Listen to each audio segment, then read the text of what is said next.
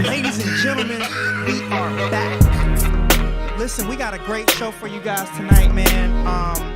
We talking about Ukraine, and you know it's going to get pretty crazy. You know, I just want y'all to know that this show is probably going to be one of our most impactful shows that we've done thus far. I know we typically talk about, you know, relationship type stuff, but tonight we're going to have to get a little bit deeper. We still have other shows coming, one of which is, you know, our men, have they become useless in 2022? And we're also going to be doing a show about is it okay for you to allow your children to believe a lie? So we're definitely going to do that. But as usual, I got to talk about my panelists that I got. I got a couple people that's going to be joining me a little bit later. But first and foremost, let me give a nice, warm applause to my boy, J Cash, a.k.a. the Dirt Road Don. Y'all know what it is, man. It's your boy.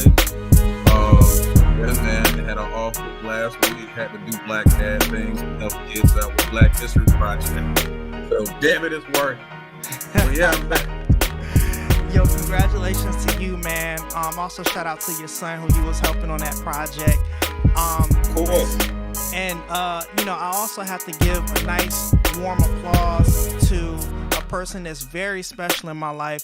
Please give it up to the real estate queen herself, Tara Gray. Hey, Aaron. I'm happy to be on the show. Looking forward to this conversation. Okay, so listen. Hold on, I gotta be a little dramatic real quick. Okay, let me just stop the music. Just gotta stop it real quick. Okay, now something interesting has happened recently, which is we're seeing Russia and Ukraine going to war. Okay, now it's only right that because this is a relationship channel, we kind of talk about the dynamics between the men and the women in regards to how this is affecting us. Okay, we got men, you know, getting ready to ship out and go to war, and we also have our women that signed up that are possibly having some regrets. Let's get to it real quick. Yo. Because hold on, I gotta start right now. Y'all don't understand how mad I am right now. Like, this the reason people don't be wanting to re-enlist. You know, the army got me fucked up. How the army got you fucked up today, Wells? Well, she dancing, living the good life off army money. Oh yeah, okay, yeah, So going y'all crazy can't off the see, army money. she's Now it's time actually to divvy twerking up. right A few now. For y'all moments just listening later. to the audio, she was twerking in that video. She was Yeah. all Ooh, I'ma try to excited with the keep it army together. money. but so I just want to make this TikTok because I was just on live this morning, and of course we all know Russia invaded Ukraine. Now she's crying, she's shivering, she's terrified. But in this TikTok, like, of course, you know, okay, I'm in uniform. Everybody knows what's going on. So, of course, everybody coming in with the Ukraine, Russia, and all of that, you know, comments or whatever, asking questions. And I'm just like, I'm not here for that. I'm not addressing any of that. But then, like, it's just like, I really hated how people are so insensitive, especially, like, and it's like, it's the civilians. But they're so insensitive to, like, what military people really go through. Oh, she hurting now, y'all. This is my first term. And like, Her first it's like, term. y'all, like, what makes me so mad is like, y'all are so insensitive. She trying to get Y'all want to talk about, oh, this is what you signed up for. This is what nobody goes into the military wanting to go to war, thinking they're going to go to war. I'm financed, for crying out loud. Nobody thinks this is going to happen. Now, But if y'all can't see at the bottom, it says she signed up to do an easy job. So for those of you that are just listening to the audio, that's what it says. She signed What up is to the do an easy easy job? job in the military. So let's keep going. like, civilians, y'all get to go home. Y'all get to go to y'all families. Y'all go to work. Y'all know what y'all life is going to be. My life is so unpredictable. I could be deployed within the next few days. Like, I really just, like, I didn't come into the army for this. And it's just, it really like, it hurts me, like, and I don't really like to let stuff affect me, but this is affecting me because this is my life. But if anything, I really just want people to be like, be more sensitive to the situation, because this is my life we're talking about. Like, there's potential that, like, honestly, like, there's potential that anybody going over there can't come back, won't come back. So it's just, I don't even know why I'm making this, but it's just like, people talking about the situation, like, please just keep in mind, these are real people that have families, people that have children, and y'all making jokes about it, and y'all this and y'all all of that, and these trolls. I'm like, these are real people, real life situations. Like, please just be sensitive to stuff, because, like, I'm not gonna lie to any of you, I'm scared as hell right now. I'm just, but to all my battles out there, good luck to all of us, because, oh man, oh god, this has not been an easy morning. I was up till 2 a.m. last night, and then it's just like, the Army's not the only thing going on in my life right now. So it's just like, this is just more added on to it, but we strong, we gonna get through it. Yeah. It was all good just a week ago. Let me go ahead and ring the alarm real quick. We going to war, baby. We going to war. It was all good a week ago. The alarm has been rung, and these females are absolutely If you didn't think you was terrified. joining the military, Okay, absolutely terrified. And the I thing need is, context to the video though. Like, was it like reserve she was in? Like, how do you hop on the military, any branch, and expect to not, like, it got to be in the back of your mind, like. I think she said this was like her first year or something like that. I'll have to go back and play it again, but I think she said The this hell was that like her mean? first What year, that maybe mean? her first deployment, something like that. But the thing is, a lot of people sign up for the military just for the benefits. They sign up, thinking that, okay, well, I can just do something real easy, at most I just have to go through basic training and everything should be okay. I shouldn't have to, be shipped out anywhere. I shouldn't have to worry about war as if that had never happened. And then when things happen and they ring the alarm and the bullets and stuff start coming, now people are scared. And now they're like, oh, wait a minute, this isn't what I wanted to do. But again, this is what you signed up for. So it was all good a week ago. She was up there twerking and showing her behind. But now that she got to get shipped out. Too. Exactly. Now that she about to get shipped out, now it's oh my gosh, and this is hard. And listen, to be fair to her, it is hard. This isn't an easy thing.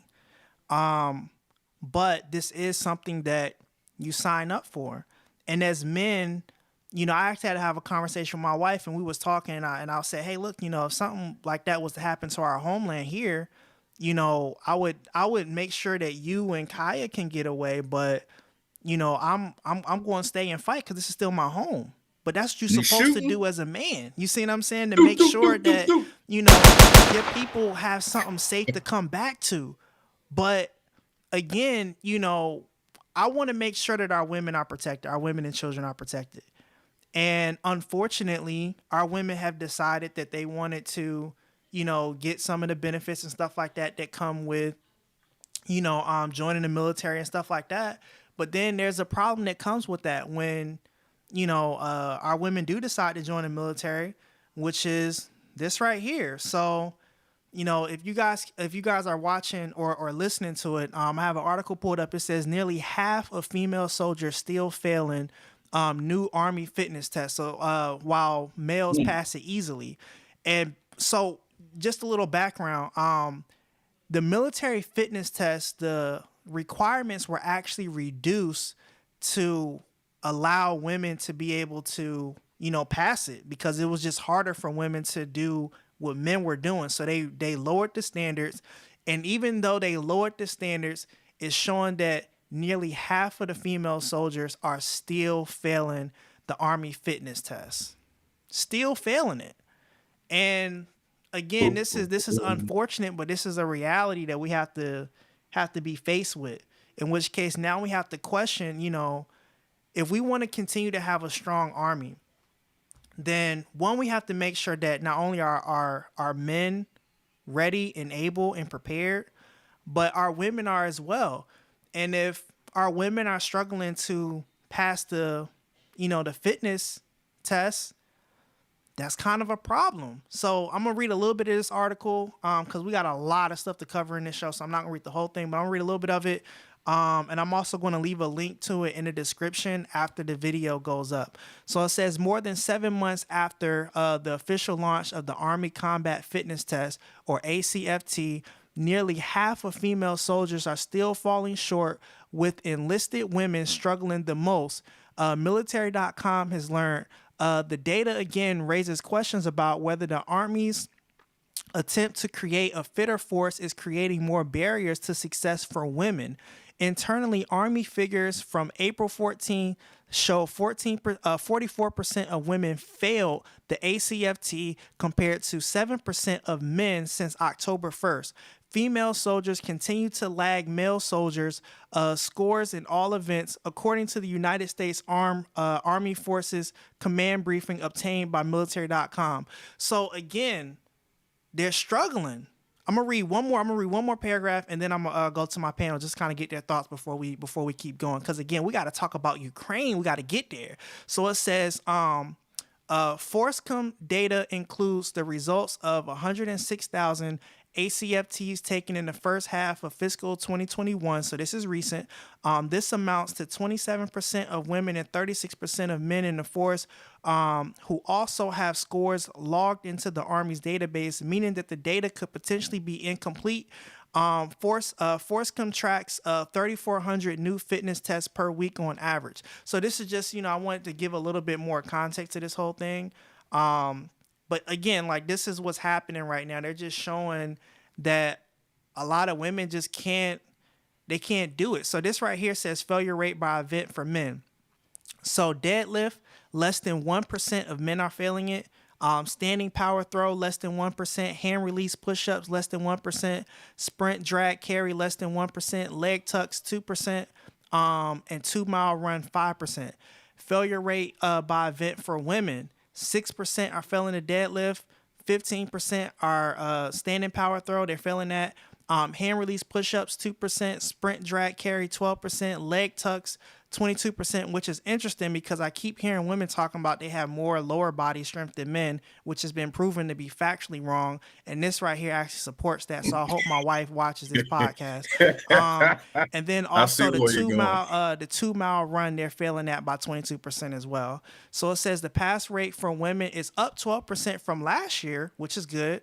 Yet enlisted women continue to struggle the most with a 53% fail rate. Now, to give a little bit of credit to the officers, it says female officers only 23% fail rate, but that is significantly higher than the fail rate for men, enlisted or officers. So let me go to my panel real quick. Let me go to Tara real quick. So just based upon, what you saw in the first clip and what I just read, what are your thoughts about how this is affecting women specifically, going to war with, this whole Ukrainian thing? What's your thoughts so far? We not built for this. We've always been able to be in the military, but it was a difference in the fact that women fought to go on the front lines. We have been in the military ever since Vietnam, but most women were in that of support roles, secretaries, nurses, things like that. We weren't on the front line. So we're not built for that, number one. Number two is the fact that men and women are different. Physically, we're different. Mentally, we're different. We think different. We process things differently. Our bodies are different. The average woman that you get a man 120 pounds and a woman at 120 pounds is two totally different things because of breasts and the way we have hips and all of that. Let's be real. A woman's body breaks apart when she has a freaking baby. So we are built different, and we're not, and we keep trying to measure ourselves against a man, and you can't do that. At the end of the day, why would you measure a cat against a dog? They're two different things. And we keep trying to make what's different the same versus embracing what's different. To me, they should have a fitness test that's just strictly for women. Then they should have a fitness test that's strictly for men, because men's level of physical, let's be real, a woman at 200 pounds could be in her top physical shape. You know what I'm saying? At the end of the day, she could still get knocked the hell out by a guy who weighs 175 pounds because he hits hard. It's just that's just what it is. We keep trying to erase what is to make it to what we want. And it doesn't work like that. You know what I'm saying? It just doesn't work like that. At the end of the day, we keep wanting to say, well, I'm just equal to a man, and we're not. We're just not. If that's the case, then y'all should be able to pop out babies too. But you can't. Seahorses do, though. You know what I'm saying? But you ain't a seahorse. And at the end of the day, the women of the seahorse of that community, they don't have children. So it's still not equal. So my premise is still the same. We keep wanting to leverage everything as equal, and it's not. At the end of the day, you know what I'm saying? I'm sorry, even men, let's be honest. Because I've known when they had the Desert Storm, because y'all a little bit younger than me, when Desert Storm happened, it's a lot of men at that time who did not want to go. They had signed up for the reserve, and they was just doing it on the weekends, this, that, and the third. And those, because I grew up in a military town, so I knew Army guys, I knew Marines, I knew Navy guys. I've known a Navy guy who actually went AWOL. So look, let's be honest. Just because you got something slinging between your legs, don't mean you got courage either. You know what I'm saying? I've known a lot of men who didn't want to do that, who didn't want to go, because at the end of the day, it's your life. So I'm not mad at her for that, because at the end of the day, that don't have nothing to do with her being no woman. Because I hate when people try to make it sound like because you a man, you just automatically got courage. Nah. You know what I'm saying? You just a man. Sometimes you just have to do what you have to do, and sometimes you don't. You just looked at harsher. That's it. But I knew a lot of guys who, when Desert Storm popped off, because we had peace for a long time in the, the 80s and 90s. When Desert Storm popped off, and a lot of guys who was just in the reserves or just joined the military for a couple of years so they could go to school and have school paid for, and they did it for the benefits, because it was way more men that do it for the benefits, taking little easy jobs as cooks and little stuff like that, and they asses had to go. Oh, they weren't happy about that neither. I was in the middle of a live stream, so I couldn't be around the music. Okay. Is it okay? Oh, I'm sorry about that, y'all. I got to mute, people calling in. And by the way, that was Mr. Blandcap who just came in. So y'all give it up for Mr. Blandcap. We'll get to him in a second. But let me go to the Dirt Road Don himself. Like, what do you think about this so far from what you've seen?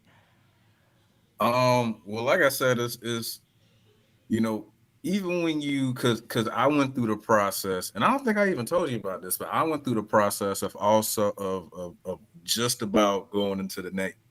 Was it the Navy? It was the Marines. You know what I mean? Past the physical, like the mental aptitude test, so on and so forth, and all that. So the recruiter gave me a choice. He was like, "Look, you know what I mean? Like, we always need people. We especially in your situation. You know what I mean? I think I just got fired from like my third job in like 5 months, because I could go through a job like at that particular. Aaron, like I think there was a point of time when you and me both was doing stuff like that. Like, yeah, it just didn't. It was just that easy. But I digress. But one thing he did stress was, whether or not you want to do it full time or you want to just do, part-time reserve type stuff, there's always a possibility that you will go out. You know what I mean? No matter what happened.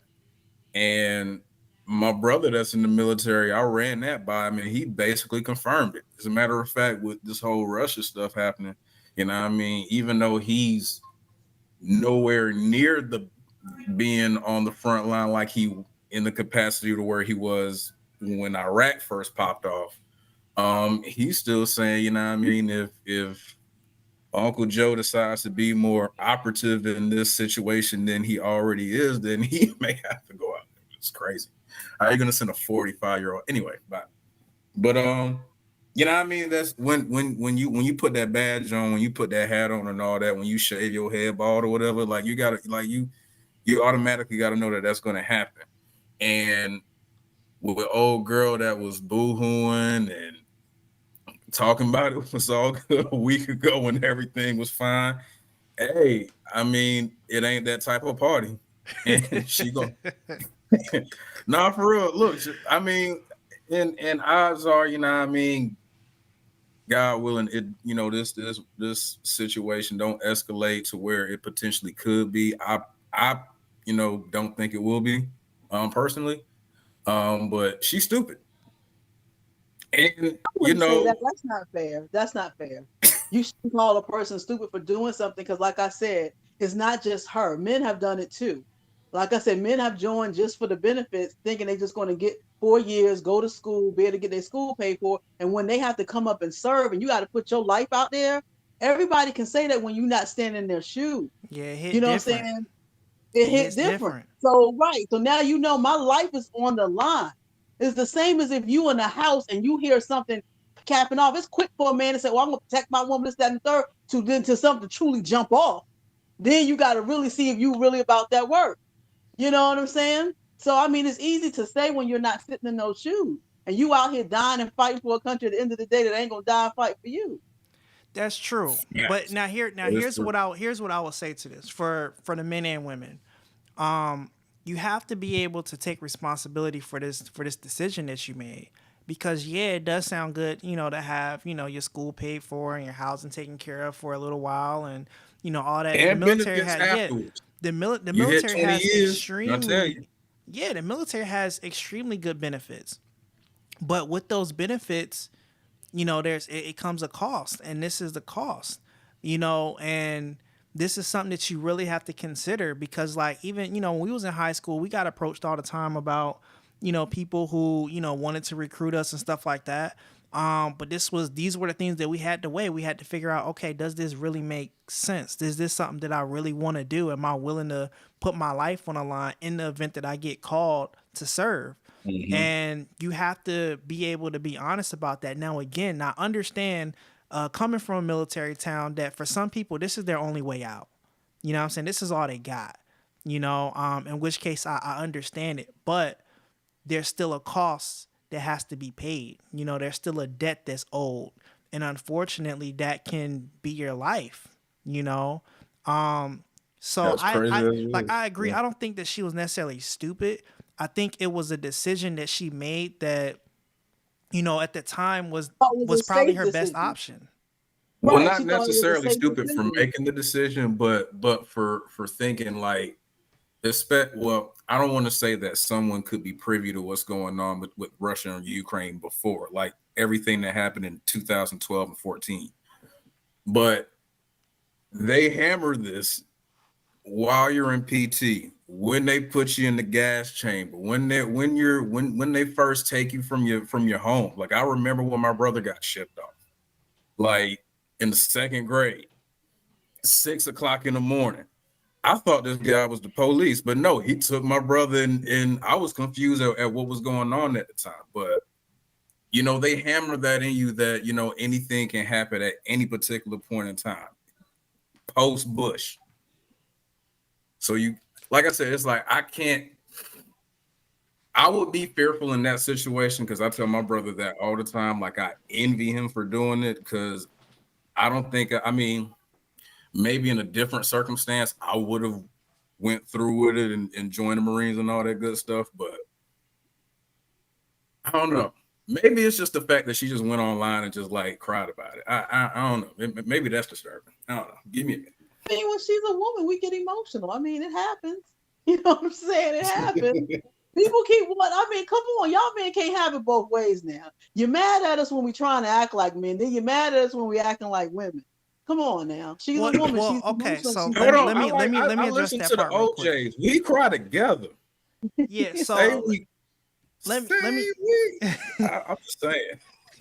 so let me address that point real quick. So the thing is, and then we're gonna move on. But the thing is, a lot of times women want to have it both ways, and you just can't.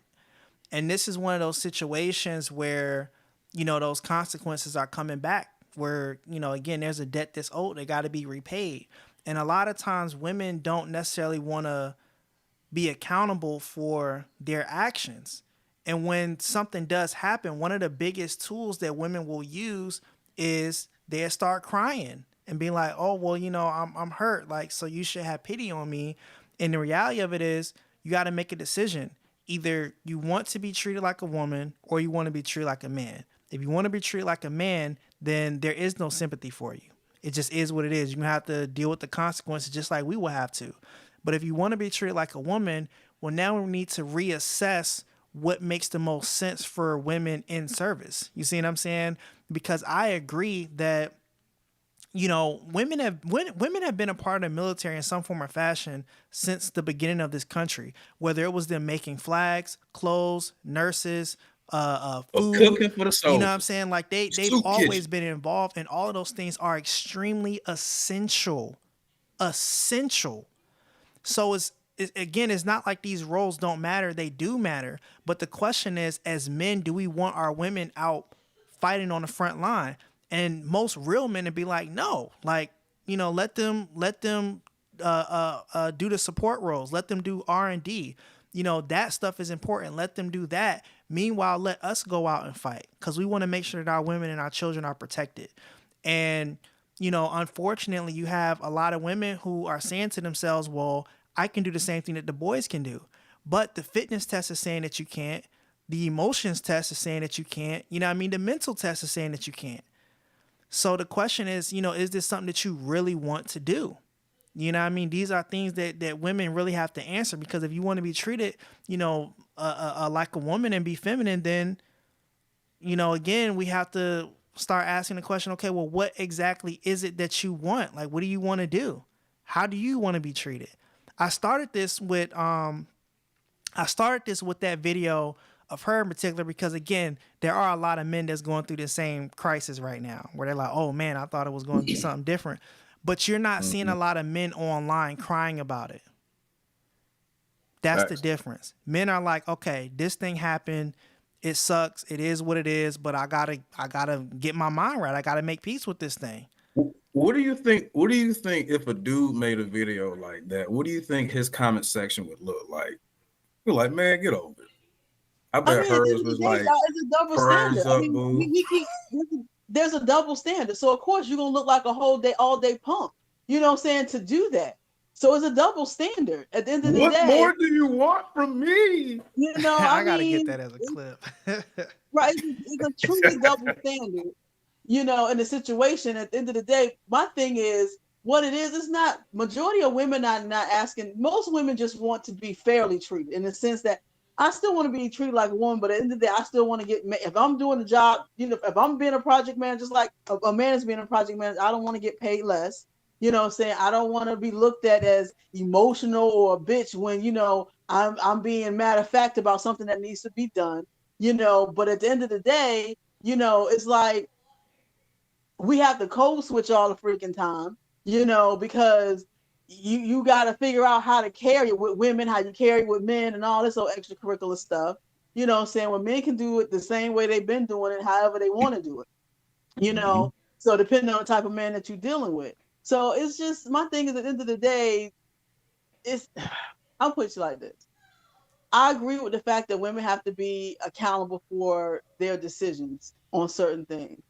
But the thing about it is, accountability comes in a lot of different ways. When we do sit down, because at the end of the day, as a woman, that's a tool that's in our freaking arsenal that we can use. You know what I'm saying? It's called manipulation. We use it on our kids. We use it on our man. It's a tool. You know what I'm saying?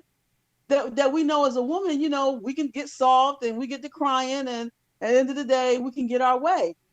Trust me, I'm quite sure your daughter, Kaya, has used that to you on a regular basis. We learned it as a child.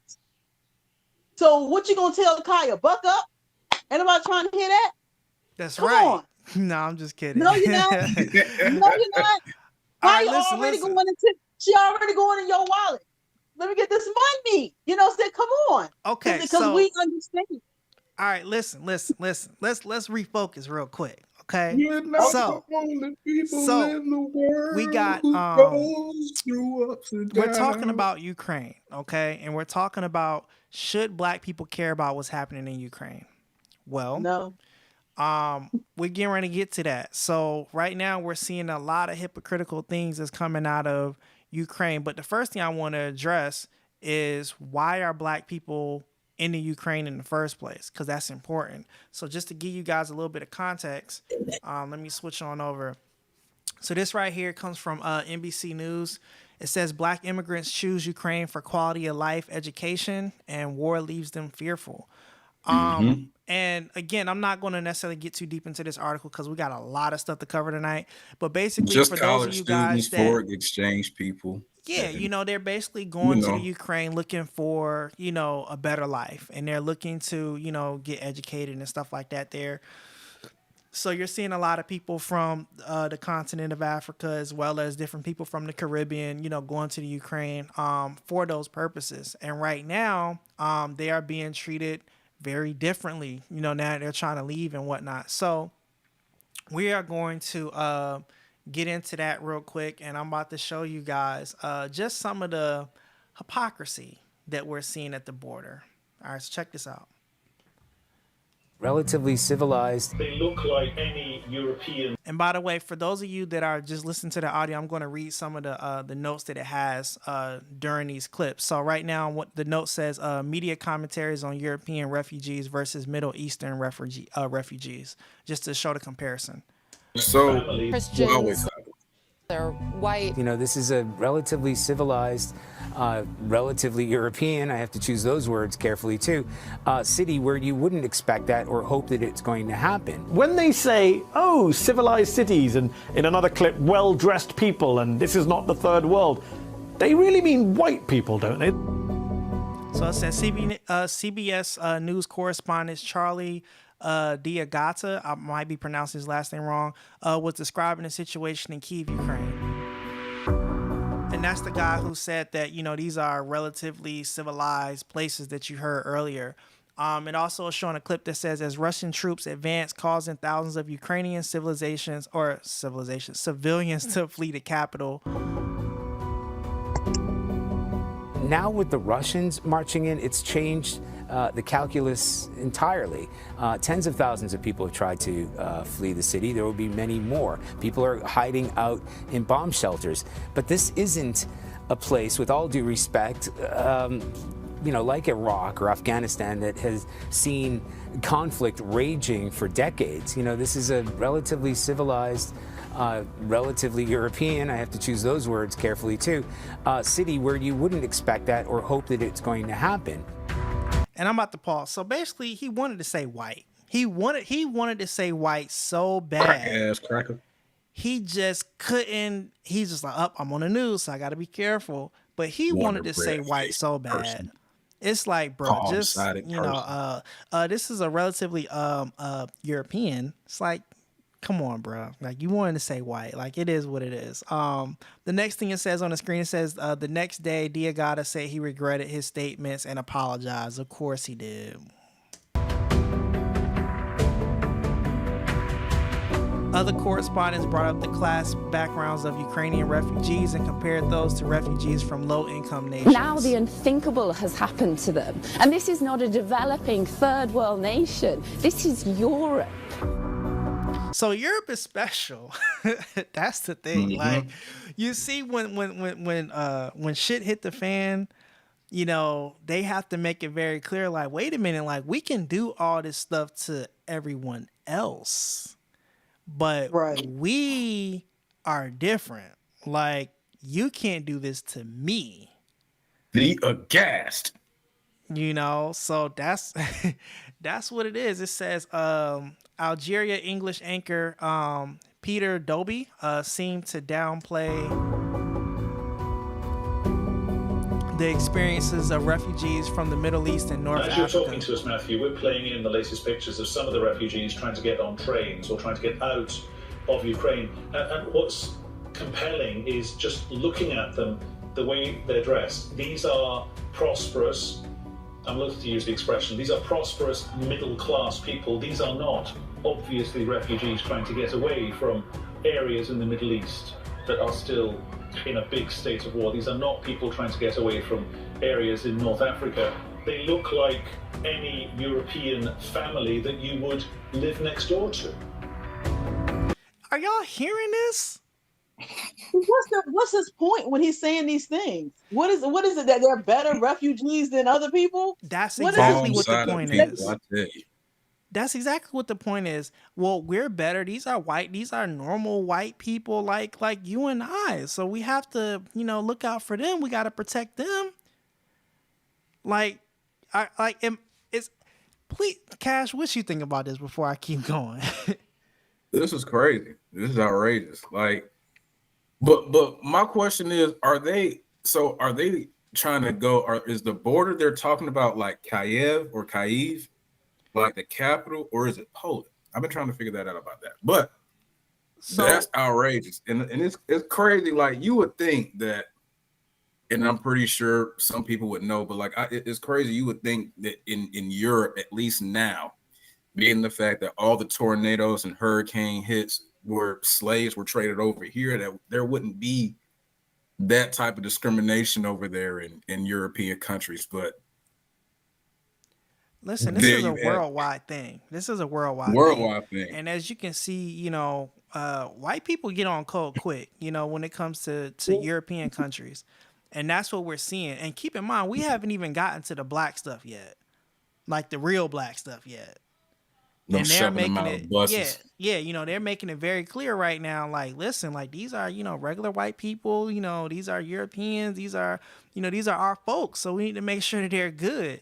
Let me keep going. It says some of the media coverage focused on white and Christian Ukrainian refugees.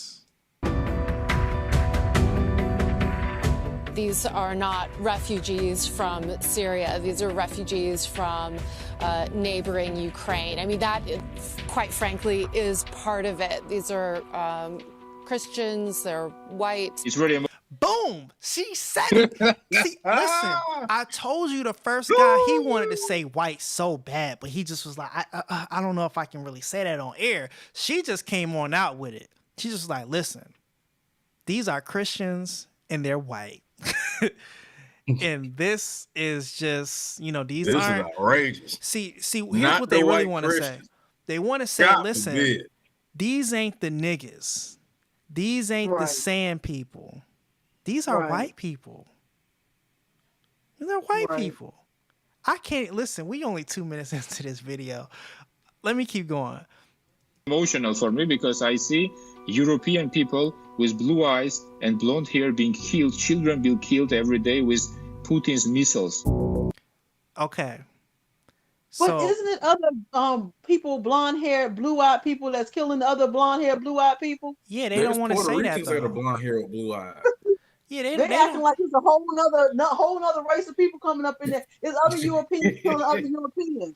Hey, see, but they don't want to say that. They don't want to say that. They're looking at it like, listen, well, Russia is technically between two continents, so it's Europe, but it's also Asia. So we're gonna maybe we can try to treat them a little bit different. But the reality of it is, these are two European countries going against another European country. And as you saw the last two clips, they were very clear. Like, listen, these are white, these are Christians, these are civilized people. What did the last guy say? These are people with blonde hair and blue eyes. Like, they're just coming out with it. They're just coming out with it. Let's keep going. It says these media commentators failed to mention the black refugees fleeing Ukraine. Some of whom have reported badly treated. Let me go back. Badly treated as they tried to leave. According to Clayson Malaya of South Africa, this is going a little bit fast. But this guy, he's getting ready to talk about this in a second. But he basically was kind of talking about the hypocrisy that kind of came out between Africans and some of the media coverage of the conflict in Ukraine has been kind of off. We have reporters and pundits making some rather awful remarks about the nature of this conflict and these refugees versus, say, conflicts and refugees in the Middle East. First off, Europe has been home to some of the worst wars and worst war crimes in human history. I mean, the Holocaust. So why this surprise that bad things are happening in Europe? And second, when they say, oh, civilized cities, and in another clip, well-dressed people, and this is not the third world, they really mean white people, don't they? The reason they seem to want us to care more about Ukraine, and we should care about Ukraine, but not because they're white Europeans. That shouldn't be the reason we care about Ukraine. Yeah, no, that's what's so disturbing in all of this. And in fact, not only that, it's trying to make an excuse why the West should get involved and embrace these refugees and help them. Listen, let's be clear. You should encourage and actually help refugees because they are fleeing a war. I don't know if you saw this. There was a op-ed today in the Telegraph. Well, I think we have it. We'll put it up for our viewers to see. This was an op-ed in which the writer, Daniel Hannon, said that these people, the Ukrainians, they're like us. They watch Netflix. They have Instagram accounts. They read uncensored newspaper, and then goes on to say that war is no longer something visited upon impoverished and remote population. Oh no, it's happening to us here in Europe. And to your point, you're absolutely correct. Europe has had some of the worst human rights abuses and atrocities and wars in not just modern history, in all of history. It says the Arab and Middle Eastern Journalists Association released a statement tracking the recent racist news coverage of the invasion of Ukraine, explicitly calling out Diagati, Dobie, and the Telegraph. And they're basically saying they condemn it or whatever, but I mean that don't mean anything. I think that's pretty much this video. That's pretty much this clip. There's one more part at the very end, just kind of like recapping it. So we'll watch that real quick.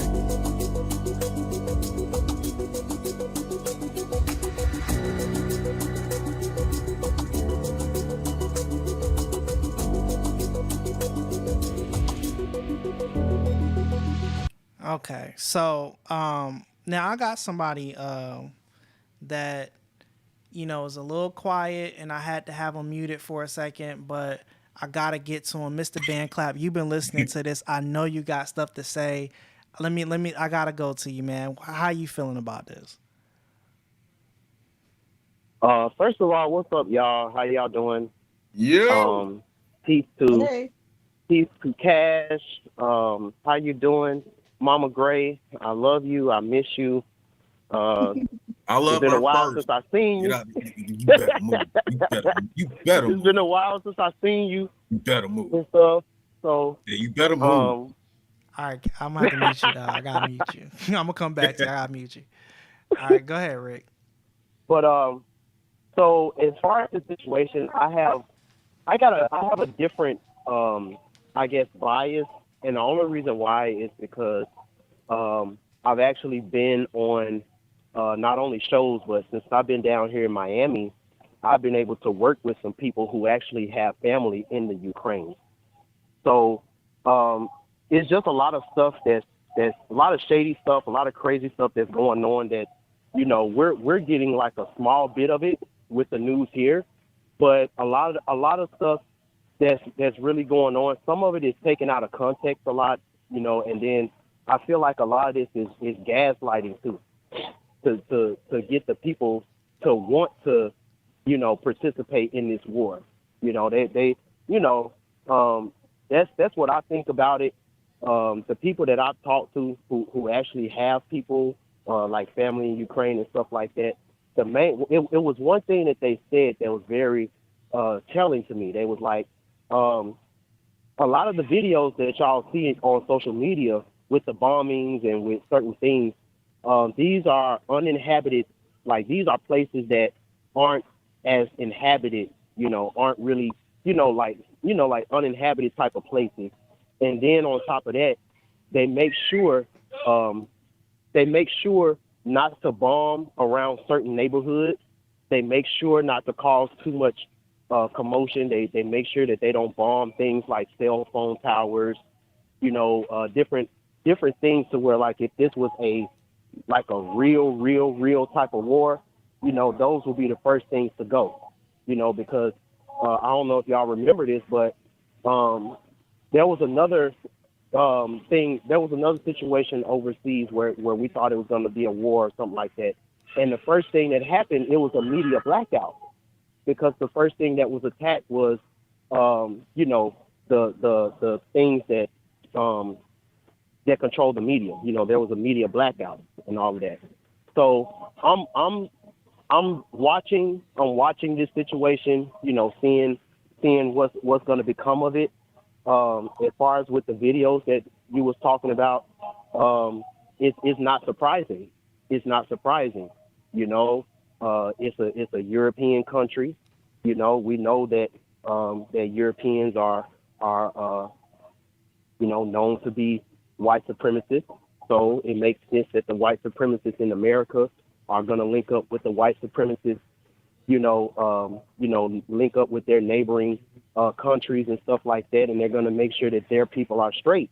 Us as melanated people, black people, FBA people, I wish we had a situation like a plane system or a situation where we can, rescue those refugees, under a condition that when they come down here to America and set up and stuff like that, that they don't, join up with the white supremacist regime, kind of like when some Africans and stuff like that come here, and then they have this thing to where, I don't want to mess with the black people, because we work hard and they don't, and they're all that type of stuff.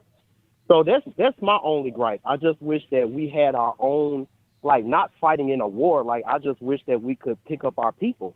I wish we could go there and pick up the black refugees. But I truly feel like this is a ploy to, number one, to get us riled up to want to fight, and two, I just feel like this is another racial situation that happened. It started around Black History Month, So that's my opinion about it. All right, let me go to Miss Gray herself. What are your thoughts on that?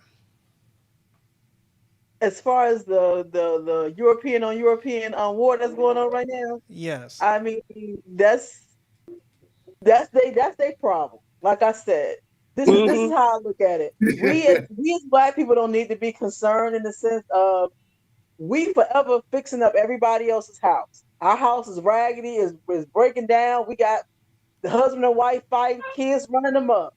But we want to help everybody else. And then once they get their little situation together and they fine, then they'll all get together and say, oh my God, we didn't get rid of them. They're so awful. They're so this. Once they get their situation together. That's not our issue. If white folks want to fight white folks, they have been doing it since they have been here. They have been doing it since they've been here. You know what I'm saying? At the end of the day, they feel like because they're white, and what kills me is that they actually saw something where they were like trying to make it seem like our race was the most barbaric race, but theirs is. Because since they've been here, they have wiped out whole civilizations, killed a whole lot of people themselves just here in our own country. When they had the Civil War, do you know how many people died in that war? Bloodiest war. Right. And then once again, we jumped in that. And what did they do? Thank you for your help. You know what I'm saying? And we're going to still treat you like crap, but we appreciate your help, though. We jumped into the Revolutionary War. Thank you again for helping us win this country, but we're going to put your behind right back in slavery, or we're going to send you to Nova Scotia, Canada. We just need to let them do what they do. Like, at the end of the day, they let us implode, let them implode. Only difference in them imploding and us imploding is just us. When they implode, they're going to take everybody. Yeah, let me go to the Dope Road Don before we get into this next clip, man. What you think about the clip that you just saw? Hey, man, it's just racism. This war is about racism. Everything in the world is about racism and territory and religion. Just about, and money. You know what I mean? And oil. I haven't gotten to this yet, and but oil. There's Man, some Russia ain't natural nothing but a gas resources that's station. involved. We all know Russia ain't nothing but a gas station, fam. That's all it is.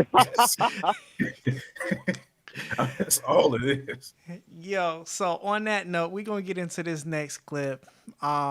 This is basically some people that's trying to flee to Ukraine at the border, and this is how they're, what's happening out there.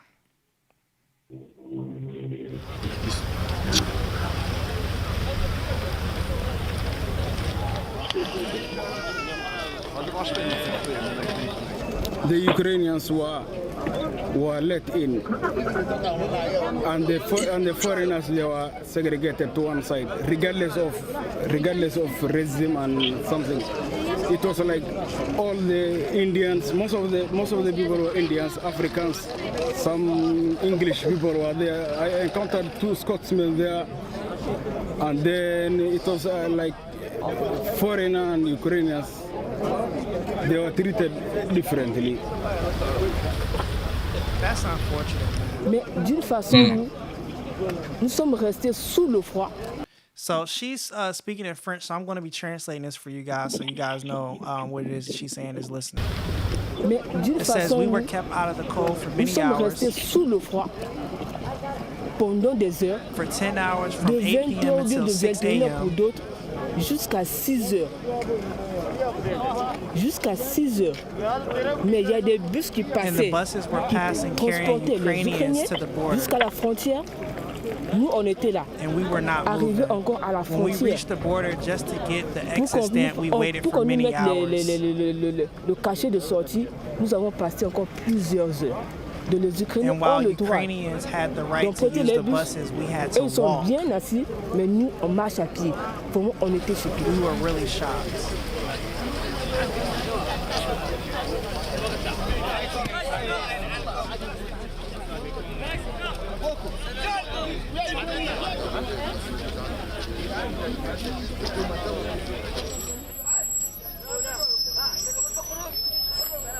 All the time that Ukrainian can pass every checkpoint, every passage, every door easily, but we always wait like 1 hour, 2 hour, 3 hour, and always there was some discrimination and racism. I think not all Ukrainians are racist or something, but at the border guys, border soldiers, border police, there was like super racist, I think. And all the black people, Arabic people especially, what I saw, they beat them, they towed their gun to them at night. It was snowing, like just people wanted to walk. They stopped us like a 3 hour, they didn't let us walk, and people get like aggressive, and they just use the force too, and after that every border, every checkpoint, like never treated like a human. And that's pretty much this clip, man. So again, you got this guy, he's basically telling you like, the first guy was saying, hey, listen, they basically just said, are you a foreigner or a Ukrainian? All the foreigners on this side, all the Ukrainians on this side. The Ukrainians that's on the right side, y'all can go and y'all can cross the border. It's all good in the hood. Everyone that's on the left side, y'all gonna have to figure it out. And they made them wait for hours and hours and hours. Some of them are still waiting and haven't been able to get through. And every time they go through a checkpoint, they're being discriminated against. And the guy who was just speaking just recently, he made it very clear that like, hey, these people, they were putting guns on them, they were beating them, and they were separating us and mistreating us. And that's what's happening out there. I gotta get your thoughts. Let me go to the Dirt Road Don real quick. I think it's insane, being the fact that whether or not that they are the same color is people in your homeland, your home territory, and these may be infidels or these may be extremists. But like, at what point does like the whole humanitarian, like the fact that these are other humans and other lives, like other lives, kick in? You know what I mean? Like, you have, at least in our instances, you'll have people that say racism was a long time ago, but Ruby Bridges is like, what, 50 something, 60 something, still alive and walking and able, and I think like she's a professor or something like that. And same thing over there.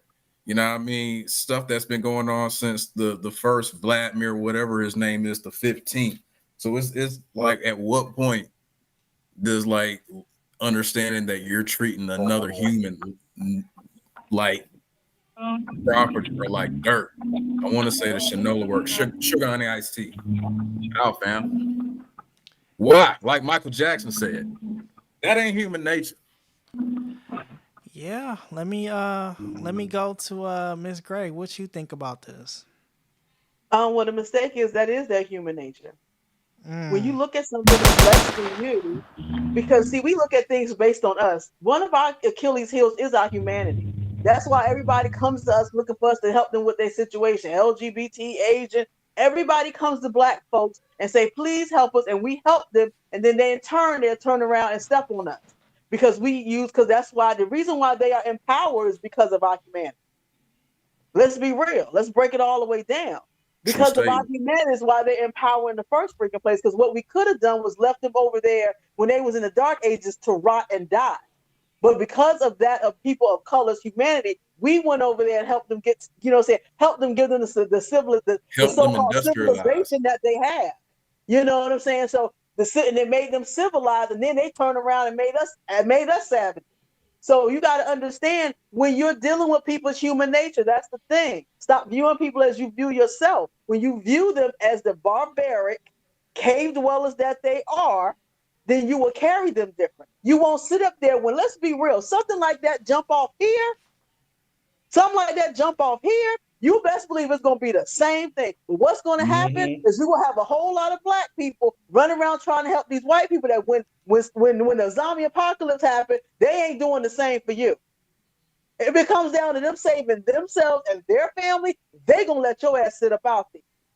And then you going to think, well, it's not racism, I understand. No, boo, because at the end of the day, they about survival. That's what they've always been about. That was the whole point when they was dealing in the cave dwelling. They was about surviving. When they traded their Bibles for our diamonds and gold. Right. And you know we what I'm still saying? ain't got it back yet.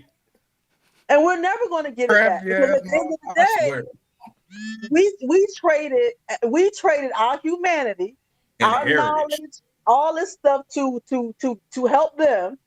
And once again, you know what I'm saying, I'm gonna put it on the brothers. So y'all can get some white tail. Cause y'all been in there with white women from day one. You know what I'm saying? Y'all was over there sleeping with them when they weren't wearing underwear, stanking, and everything else. You thought they was the best thing since sliced bread. So it's always been a whole thing. Look at the playoff fellow.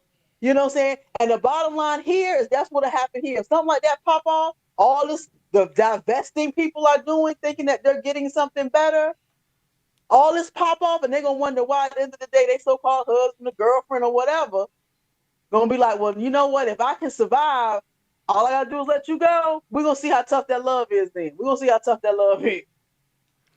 Yeah, They'll drop y'all when you lose your job. You know what I'm saying? Yeah, let me go to Mr. Bandclap real quick. Mr. Bandclap, what you thinking about this? I mean, I feel 100%.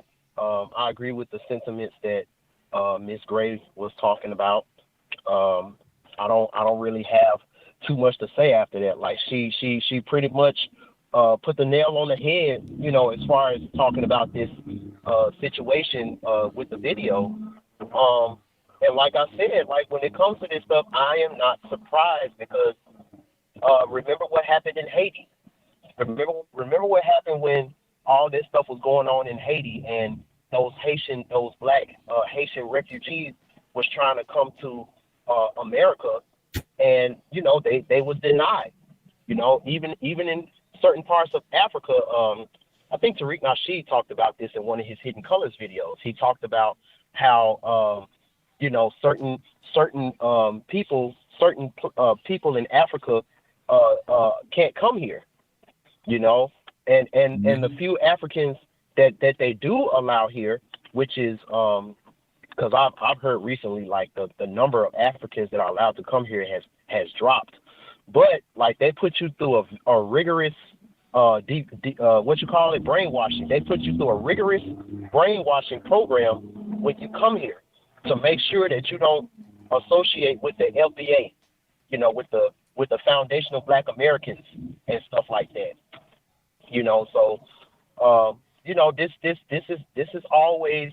This is always what happens.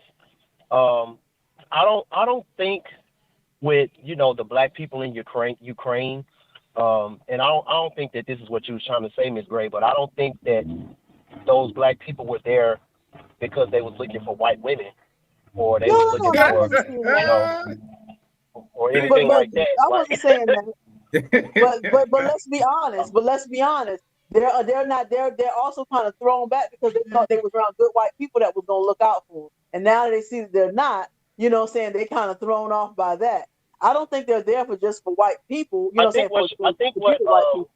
I think one of the biggest things that that was actually pointed out. I don't know if it was said by one of y'all or it was actually the video, but education. Yeah, there were Ukraine, students like foreign exchange students.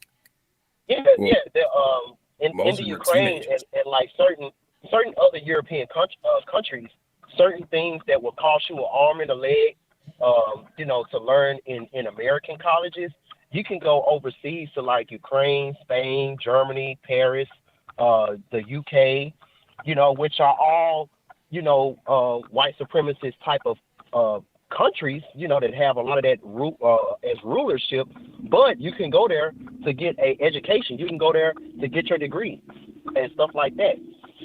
So, but for whatever reason, I don't like the fact that this is going on. But at the end of the day, what I see what you're saying, Ms. Gray, as far as we like to help everybody else, and I get that 100%. But it goes back to, I wish that by now we had our own. Marcus Garvey tried to do it with the Black Star Line, the cruise, the ship line, and that that kind of fell through. But this is how it is. It's like we're in this situation where we see melanated people that are going through it, and it's like these white supremacists here, they only go fight. To go, if it gets to that point. And then if it gets to that point, who are you fighting? Because, I've heard horror stories. I've heard horror stories from the stuff that was going on in Iraq and in Afghanistan by military, by Army, Navy, Marines, who was in the military fighting that war. And the stories that I've been hearing about the orders that they were given and, certain things, it was very disheartening. It was very, and I can see why a lot of the soldiers who fought that war, a lot of them went crazy in the head when they got back to the States, So, like I said, this stuff is not surprising. Like, it's not surprising. And I want to say hold your own nuts. Like what Tariq would say, hold your own nuts, but I don't like seeing melanated people anywhere being mistreated. So Right. that's my thing. I mean, I'm with that, man. I don't. I mean, we was having a call not last week, but yesterday, and that was kind of my argument too, where it's like, I don't want anyone to have to suffer or go through anything, but at the same time, we have to be honest and be real and say, for the people, the thing about war, the people that suffer are the citizens, Civilians. The civilians and the military personnel.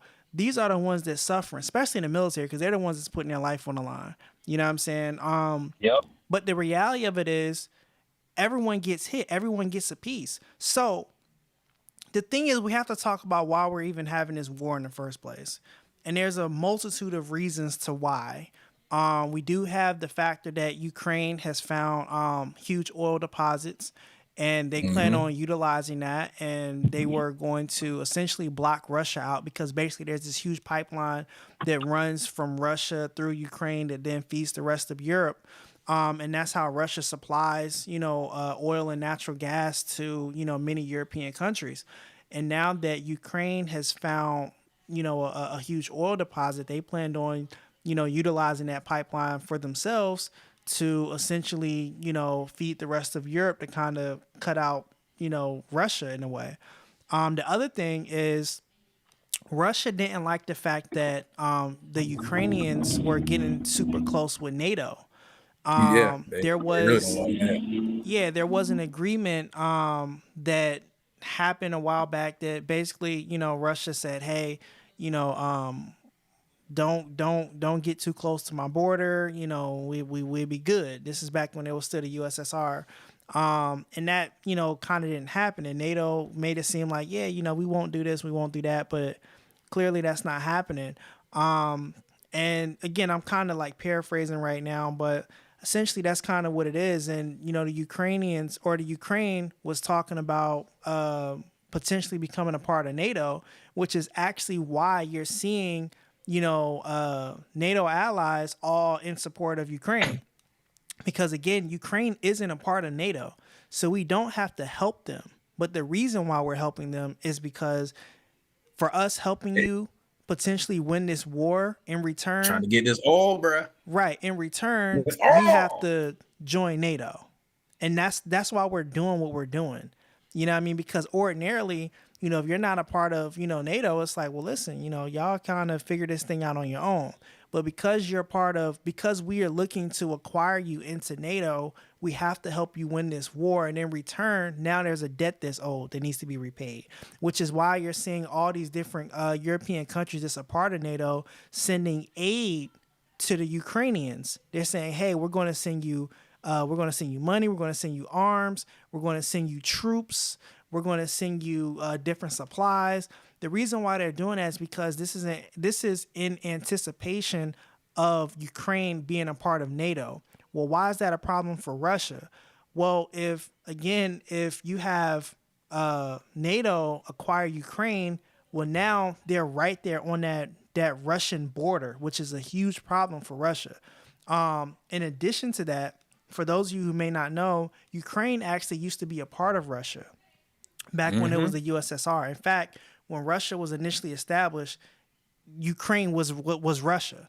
And again, you know, after the fall of the USSR, they kind of separated and whatnot, but they still had a very close relationship. And, you know, most people will argue that, you know, Ukrainians are Russians. It's sort of like, you know, when you start talking about Caribbeans, like they basically have a very similar culture. So like if you've gone to the Bahamas or to Jamaica or, you know, the Virgin Islands, a lot of them have a very similar culture. You know what I'm saying? It's not exactly the same, but it's very, very similar.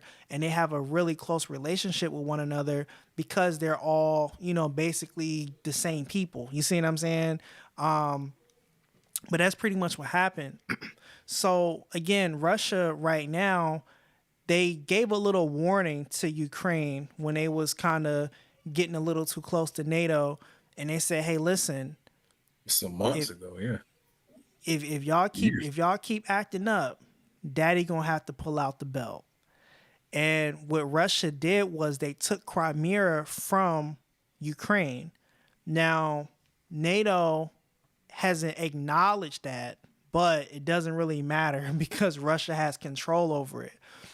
In retaliation to that, what Ukraine did was they shut off the water supply that feeds Crimea. In which case, you know, right now that whole region is suffering, you know what I'm saying? Because they don't have, you know, adequate water to supply them. And again, these are all like, all these little things are leading up to this, you know what I'm saying? Leading up to this war that's happening. So again, when they decided to take Crimea from Ukraine, that was their warning. Like, hey, listen, we're going to take this from you because y'all getting a little too close. And if y'all continue to do this, then we're just going to take the whole damn country. And that's where we're at today. Russia has decided, you know what? Y'all been saying some things. Y'all been getting a little bit too close. Y'all been rubbing hands, and you know you thought you was going to cheat on me. Well, then I'm about to show you what I'm about to do, and that's what's happening right now. And again, you know, it's not just one thing. It's a multitude of things. You have the water supply, you have the oil, you have the history, you know what I'm saying, which is extremely important. Vladimir Putin has been talking about trying to get Ukraine back into Russia for years, decades. You see what I'm saying? So it's like all of those different things. Exactly. So all of those different things have just kind of like folded into each other to make what's happening happen. Now, to add a little bit of caveat to this, what's really going to make this interesting for NATO in particular is if China decides to go after what is it? It's slipping me right now. It's not Thailand. It's an island right off the coast, and they basically been kind of like going. Taiwan. Yeah, Taiwan. Thank you, Taiwan. If China decides to take Taiwan in the midst of all this stuff that's happening with Ukraine, well then now the plot thickens a little bit. So right now we're really at a pivotal time because we don't know where this thing is going to go. Because if China decides to take Taiwan while Russia is trying to take over Ukraine, right now India, they're just kind of chilling out, but they've already made it clear that they plan on continuing to do business with Russia, in which case they're likely going to align themselves with Russia. But there also is another party that no one is talking about, and that's North Korea. So nobody's talking about North Korea. North Korea a little quiet, but it's the ones that's not saying anything that you need to be paying attention to. So depending on how this thing go, it's possible that if all these things kind of fall in alignment, it's very possible that we can see ourselves in a world war, which is very dangerous. And again, going back to the first video, I can understand why the girl was crying. I get it. And if something like this was to happen, then, you can bet that like at this point now we're really, it's not going to be just no 200 troops here, 300 troops here. Nah, we're going to have to really start sending out our fleet in mass numbers to kind of deal with some of these threats. But the problem is, what do you do when you have multiple threats that's happening simultaneously? So just kind of something to think about. Just a little background for you guys. There's a couple more things I want to get into because again, we're basically talking about like, why Black people really shouldn't be supporting this, and we've already kind of touched on the racist aspect of this whole thing and how we're being treated. Because again, in the last clip, you had the guy who basically said, hey, listen, if you're Ukrainian, you on this side. If you're a foreigner, you on this side. And that's just what it is. You know what I'm saying? And y'all have to kind of figure it out on your own. Meanwhile, the Ukrainians, y'all get to come in, get you a hot towel and a hot meal and, get, nice warm bed and everything is good. And then whatever's left, we give it to, everybody else. You know what I'm saying? And the thing is, India is taking note of how their people are being treated throughout this whole thing. Trust and believe that. Africa too. Yeah, Africa actually made a... They've been talking. They ain't quiet like India is. No, them niggas is actually talking like, hey, y'all better do better. Yeah, so speaking of Africa, I actually have an article that I'm about to pull up for you guys. It's basically talking about just that. And, they're talking about how, Africa is not happy with, how their people are being treated right now. Let me see which one it is. So I got a few of them. So I'm about to read this one first. So it says anti-Black racism is upending easy narratives about the exodus from Ukraine. It says, amid the unfolding tragedy of Russia's invasion of Ukraine, anti-Black racism is creating tiers of sympathy and exclusion over who is permitted to receive Western and global sympathy and escape the crisis.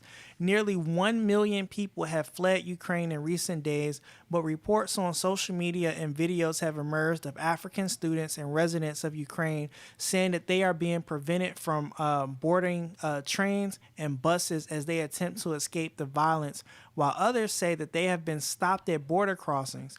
Some observers have seemed surprised that there are Black people in Ukraine, but there is a long history of African students and others spending time in Eastern Europe and Ukraine, including during the Soviet era.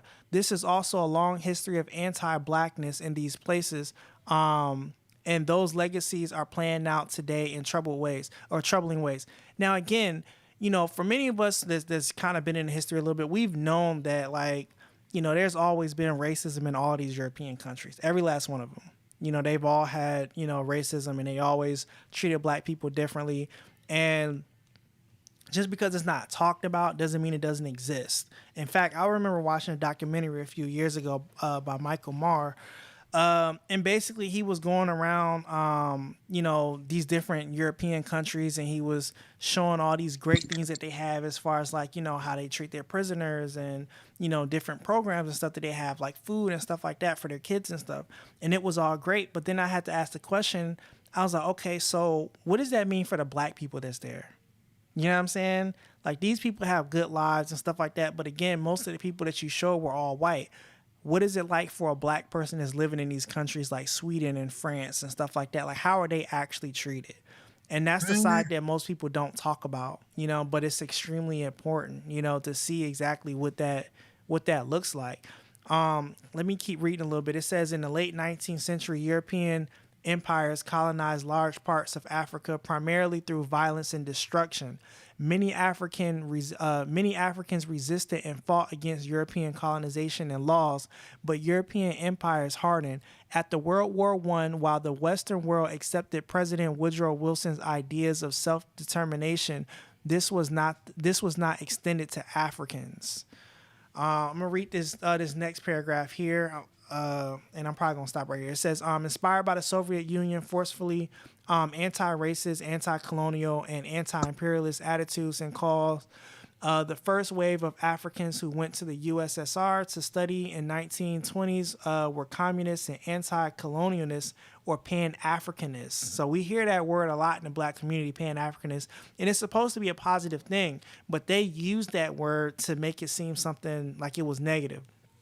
To get to Moscow and avoid colonial detention, these individuals forged documents, employed pseudonyms, and used searchers. I don't know what that word is. I'm probably pronouncing it wrong. You know, forgive me for that.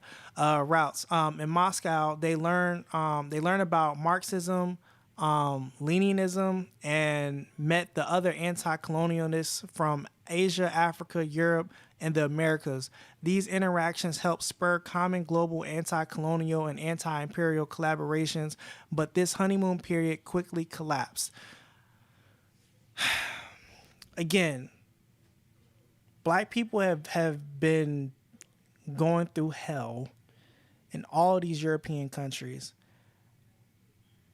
Even before the 1920s, you know, they started talking about it in the 1920s, but even before then, like, we've always been treated differently, you know, and it's unfortunate that that's what it is, but that's just the truth, you know. But yeah, Africans have definitely been treated a little bit different than everybody else. There was something else that I was looking for.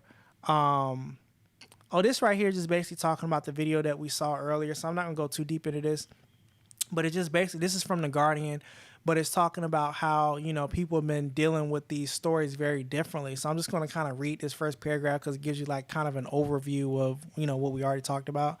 But it just says, while on air, CBS News senior foreign correspondent Charlie DeGata stated last week that Ukraine isn't a place, with all due respect, like Iraq or Afghanistan that have seen conflict raging for decades. This is a relatively civilized, relatively European, I have to choose my words carefully. They're just basically quoting the dude. But, you know, this is just another article that's talking about how, you know, the media is just very, very different, you know, when it comes to the Ukrainian people. The last thing I kind of want to get into, well, it's not really the last thing, but close to the last thing, is this right here talks about, you know, NATO and, you know, basically what I was talking about earlier as far as, you know, Ukraine getting a little bit too close to NATO and Russia not liking it. But this right here, this paragraph in particular, kind of gives you a little bit more understanding, you know, as far as like why the U.S. even cares. So it says the United States and NATO have said that they remain committed to restoring Ukraine's territorial integrity and sovereignty. They do not recognize Russia's claim to Crimea and have encouraged Russia and Ukraine to resolve the conflict in the country's eastern Donbas region via the Minsk Agreement. Signed in 2014 and 2015 and brokered by France and Germany, these accords call for a ceasefire, a withdrawal of heavy weapons, Ukraine's control over its borders with Russia, and local elections, and a special political status for certain areas of the region. Meanwhile, Kyiv has affirmed its goal of eventually gaining NATO membership, and it holds yearly military exercises with the alliance, including the Sea Breeze and Rapid Trident drills. The U.S. military has provided Ukrainian forces with training and equipment, including sniper rifles, grenade launchers, night vision gear, radar, javelins, anti-tank missiles, and patrol vessels. In 2020, Ukraine became one of just 6 so-called enhanced opportunity partners, a special status given to NATO's closest allies, such as Australia. So now you guys understand why we are protecting Ukraine, or at least, you get a little piece of it. We've been training their soldiers. We've been getting real close to them. We've given them special status.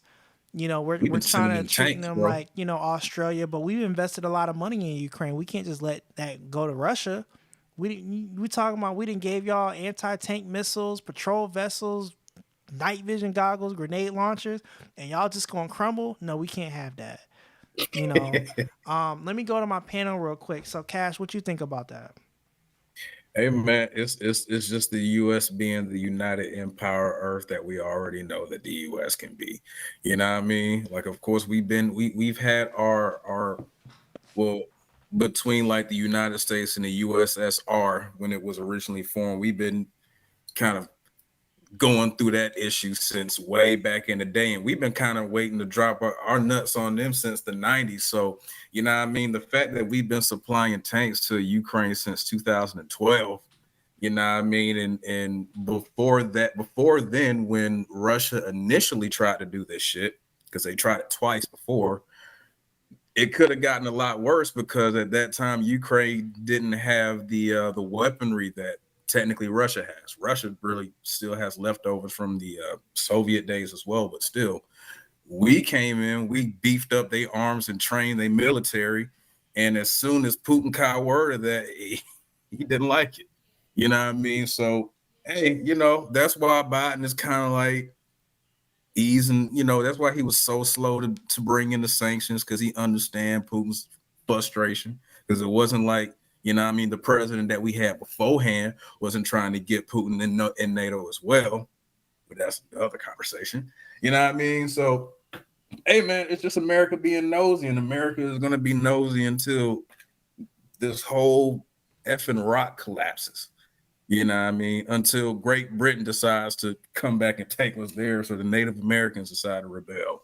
I mean, what else can you ask?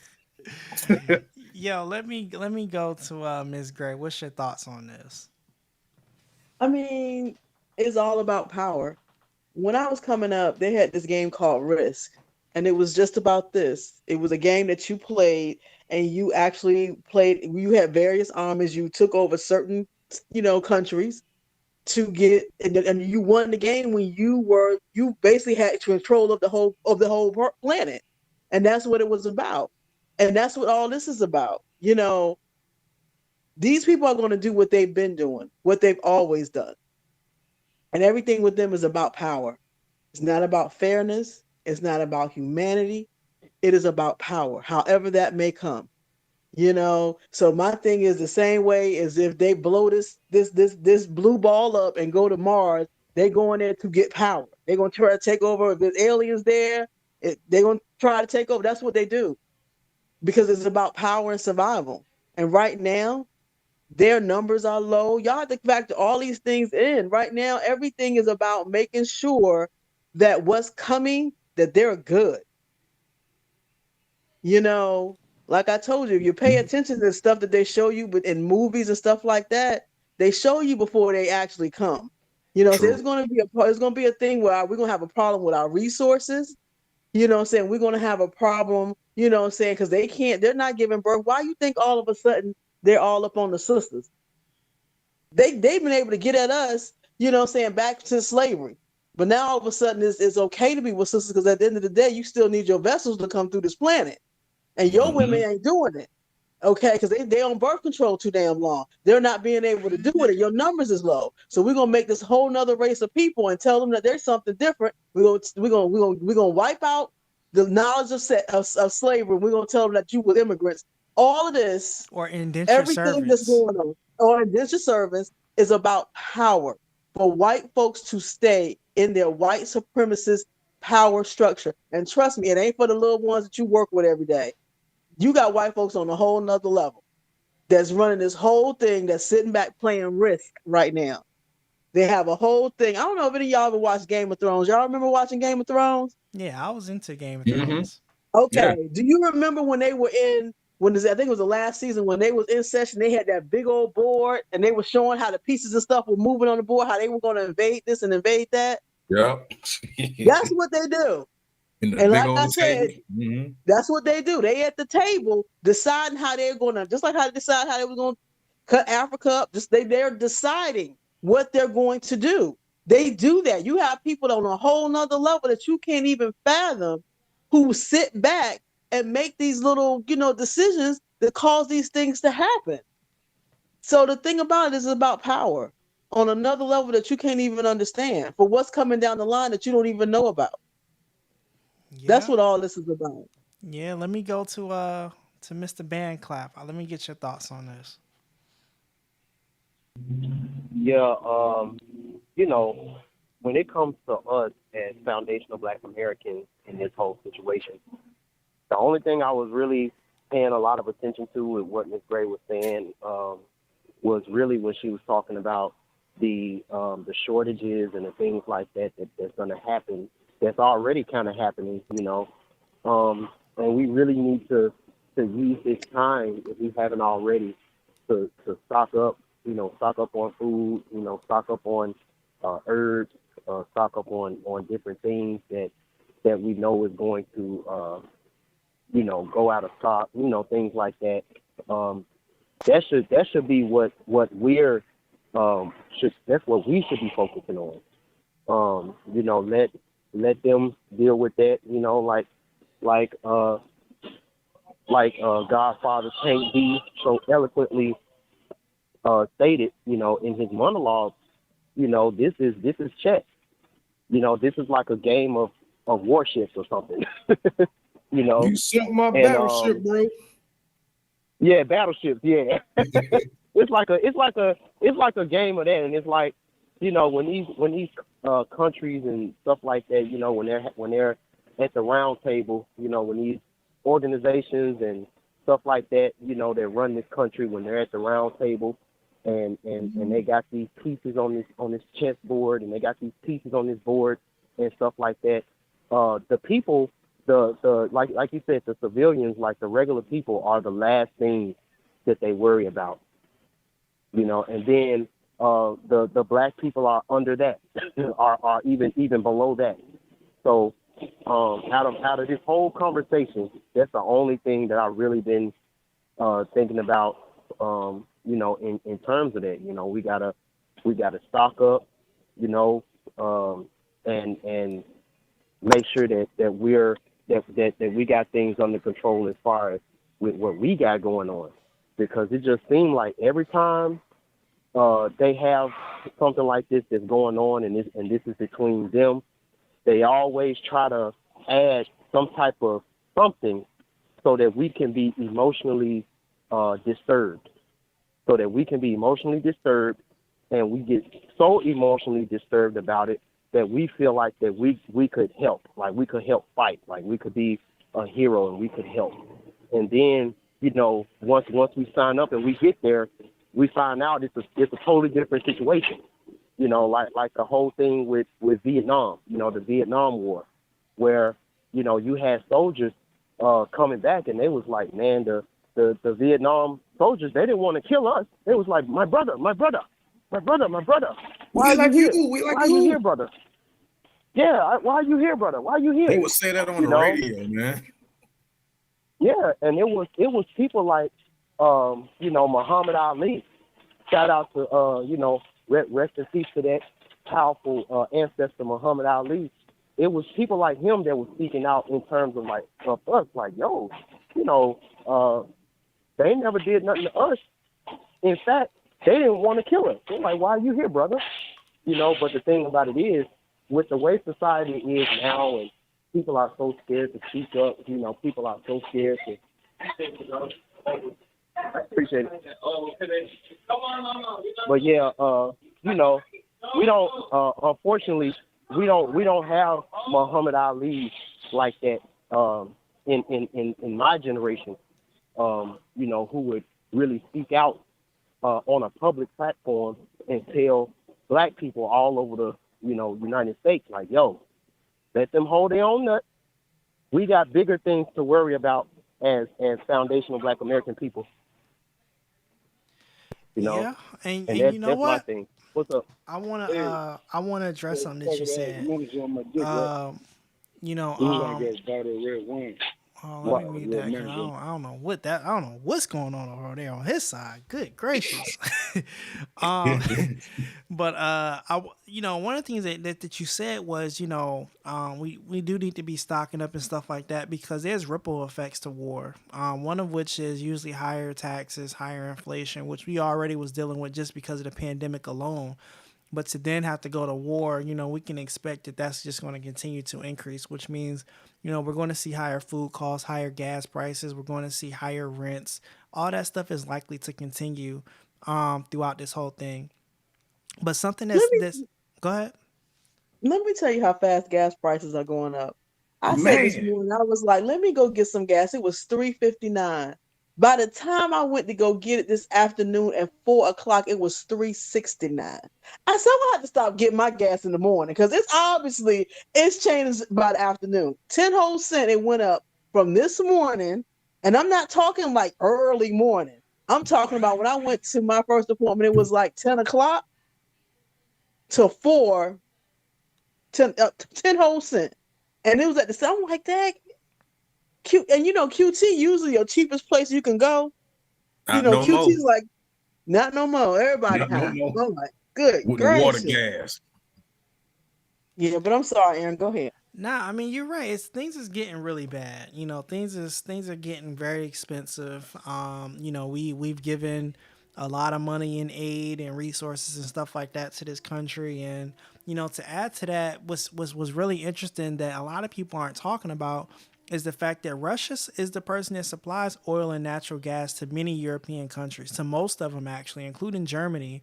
And when this thing first started, Germany was like, well, we're not going to do anything. We're not going to accept any oil, but we're not going to send any resources, nothing like that either. But I guess a phone call was made, somebody from NATO, whether it's the US or, England, whoever, but a phone call was made. Next thing you know, Germany is like, well, look, we're going to go ahead and we're going to support Ukraine, and we're going to start sending them, firearms and stuff like that to help the Ukrainian people.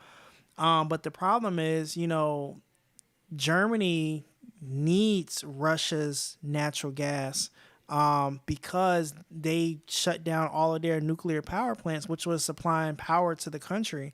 And to do that, they planned on using oil from Russia or natural gas from Russia, which well, actually both, but which now, they can't do.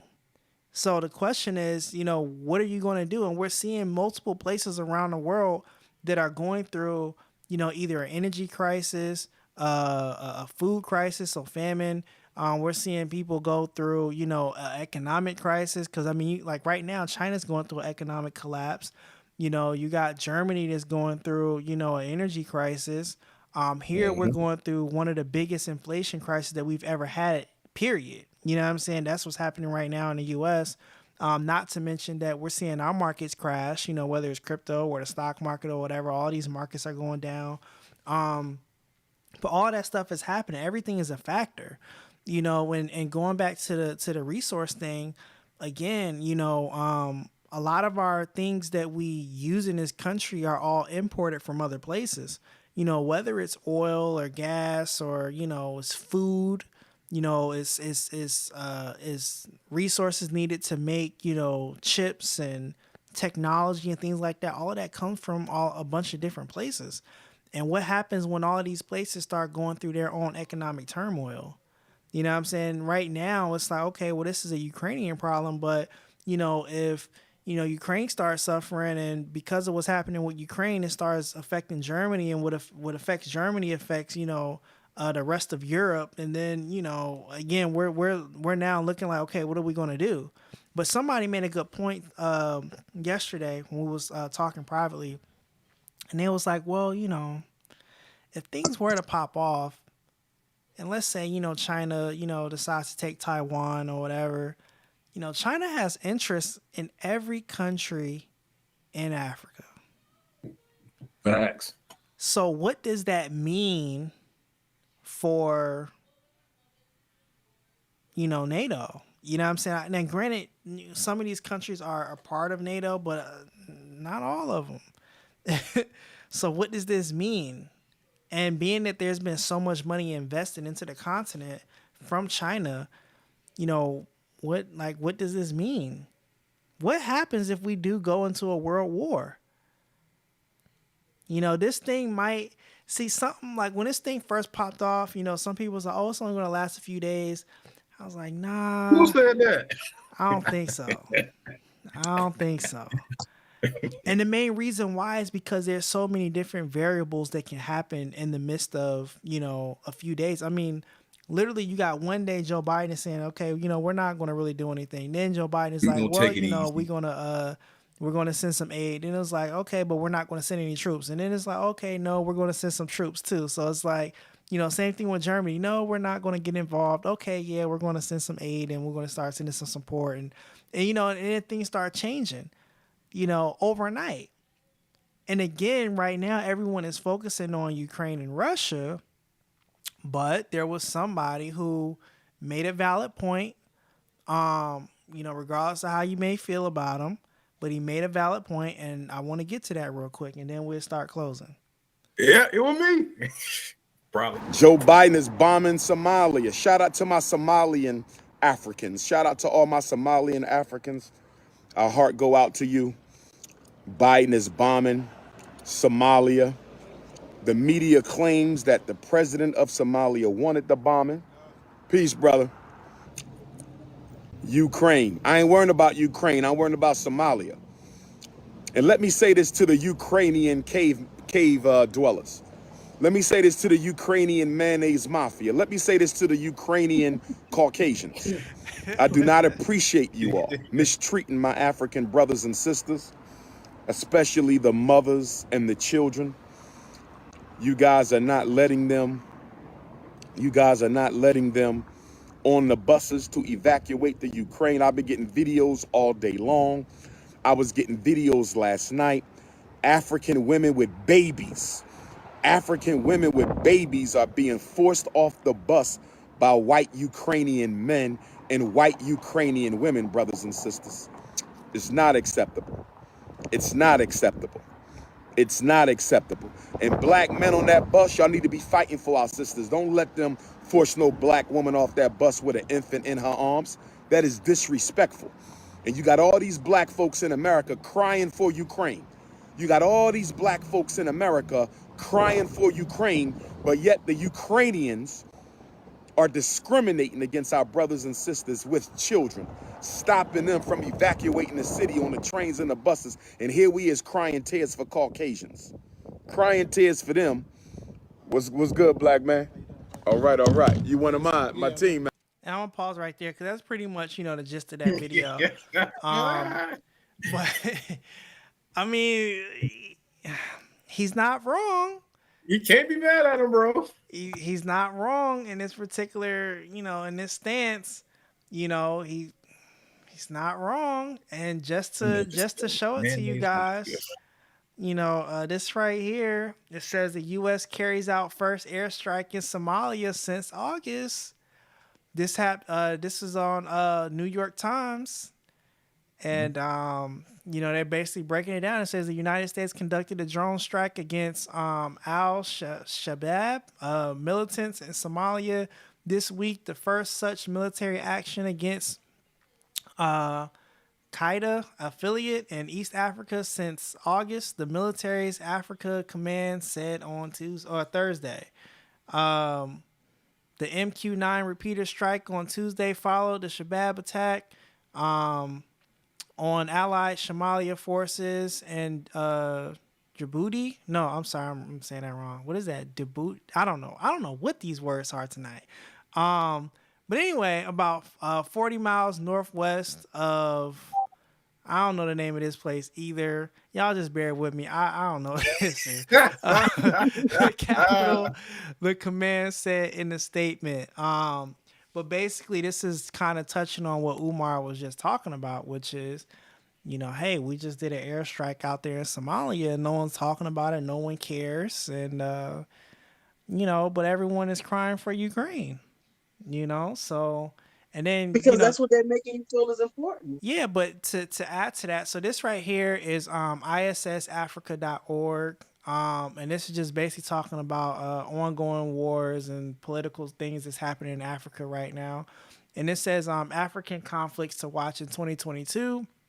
It says Libya, South Sudan, the Central African Republic, North Mozambique, Ethiopia, and Cameroon, Northwest and Southwest regions are 6 African conflict hotbeds to watch in 2022. The Libyan situation has not improved significantly after years of instability and a major civil war from 2018 to 2019. The push for elections on or by the 24th of December in 2021 is taking place alongside the stark reality that political and security conditions are not conducive to such an event. And this site just basically breaks down all the different things that's happening across the continents. Oh, wow, my daughter's up now. But this is talking about the civil war in Ethiopia, routes needed in car. And it's just a lot of different events that's happening right now across Africa. Like this is talking about the ever-present threat of terrorism. But there's a lot of different things that's happening on the continent, and none of it is being talked about. What's y'all thoughts? In fact, I gotta go to Mr. Ben Clapp real quick because I know he got some stuff he want to say about it. Yeah, I was actually typing in the chat. So speaking of Africa, do y'all know right now a new story just came out talking about in the Congo, these Congo people, they successfully kicked out the Chinese company that was trying to mine for cobalt there because the Congo is the biggest cobalt mine in the world. Shout out to the Congo for getting that done. You know, so I'm saying that to say this: if the people in the Congo was able to kick those foreign Chinese people out, out of their cobalt mine and stuff like that without our help, why is it that those black Ukrainians can't nut up on these white supremacists that's talking about you go over here, you go over there? Why is it that they can't nut up on them and show their street justice to them the same way that the Congo did? Look, that's a great point. In fact, let me go to Ms. Gray because she kind of brought that point up earlier today. I mean, because when you in love with something, you don't want to hurt it. That's why. You know what I'm saying? That's why they in love with white folks. At the end of the day, they've been living with them. They've been up there. Let's be honest. So then they can't. And what's happening is they're stunned right now. I can't believe they're doing this to this. I mean, what is this? I can't believe. So they're in disbelief. And the same, like I said, I say this with with some air in my chest. The same thing will happen if some crap pops off here, because we are just under this belief because we're so in love with them that we're going to just believe that they're not going to do that to us. They're going to look out for us just like they're going to look out for us. That's what we want. We always want white mommy and daddy to save us. White mommy and daddy looking out for them. I disagree. You know what I'm saying? What's your disagreement? Because when it comes to blatant, blatant systematic racism, like every time it got to that point when it was blatant systematic racism, it goes back to what you said about if you love somebody, you don't want to hurt them. Well, I can say this too. When you're in a relationship, your partner. You know how you can get over on your partner without them catching on, like he was talking about manipulation. So the games that these white supremacists play in America when it comes to doing stuff like that is very different. They remember what happened during the Black Panther era. They remember what happened during the riots, the era of the riots and all of that stuff. If you're trying to do blatant racism type of stuff, we will nut up and we will fight. There are many YouTube videos out there. There are many World Star videos of white people getting their ass whooped by black people because they came at them the wrong way or called them nigger or something like that. So imagine if some stuff popped off, and you mean to tell me that we're just gonna sit up here and let these white folks say, no, you go on this side and you go on that side? Man, it'll be a all out it'll be an all out battle. So I think if it something like that, depends on the generation. Cause Yeah, I I'm 50-50 Right. with that. That's what I was about to say. Yeah, I think You it beat me to the honestly punch. depends on the generation because like I think our generation would likely do that. We probably would nut up a little bit, but I don't think the older generation would do that. I don't think they would. No, I think I disagree because the older generation, such as we know what it is. We were the ones who was riding. Who y'all think was doing the riding when they had the thing with back in with LA? Right. We was the ones Hell riding. yeah. That was us. That was our generation. Our generation is seen it up close and personal. You know what I'm saying? And then the generation before that, the generators that you're gonna have to worry about is the one underneath y'all. The one who want to be politically correct. The Yeah, ones who want man. to believe that everything is unicorns and rainbows. That's the only generation reason why that you're gonna have to worry about. You know what I'm saying? They But could be the the only older reason generation. the only reason why that is like that is because in our generation, this is the generation that the racism in this country has been so covert. Like this is the generation to where we've been at our most, you know, I guess successful. I guess you know, there haven't been a lot of wars. There haven't been a lot of blatant attacks on America, you know, unlike in the generation that you were saying. So I kind of disagree in a way because I've seen situations in my generation where we a lot of us we don't want to take shit from nobody. Like even our own people, you know, we don't like taking stuff from even our own people. So, you know, yeah, we got the divesting and we got stuff like that, but when it comes to blatant, you get your ass on that side, nigger, and you get it over here. You know, I just don't think we're just gonna be like, okay. But here's the other factor I think you're missing too, though, is in this country, you know, black people, there's a lot of different cultures in it. It's not like everyone is just, you know, black Americans. We have, you know, Caribbeans, we got Africans, we got, you know, a little bit of everybody. And the thing is, not everyone thinks how we think. You see what I'm saying? We're seeing, you know, Africans right now that are, you know, are terrified. You know what I'm saying? They're not trying to fight. They're trying to flee. They're trying to get out, you know? And the reality of it is, you know, in this country, you know, just being honest, a lot of, you know, our people that come from the continent, you know, a lot of them aren't really trying to like start any trouble. And I understand it. You see what I'm saying? I get why like that would be the case. And a lot of them are just trying to kind of get by. And if something does get really bad, I don't think they're going to be the ones that's willing to fight for the country because they're not the ones that's from here. You see what I'm saying? They would rather go somewhere else, you know what I mean, where it's safer. But it goes back to what you said. If something happened, the black people here, where are we gonna flee to? Where are the foundational black Americans that built this country? Where are we gonna flee to?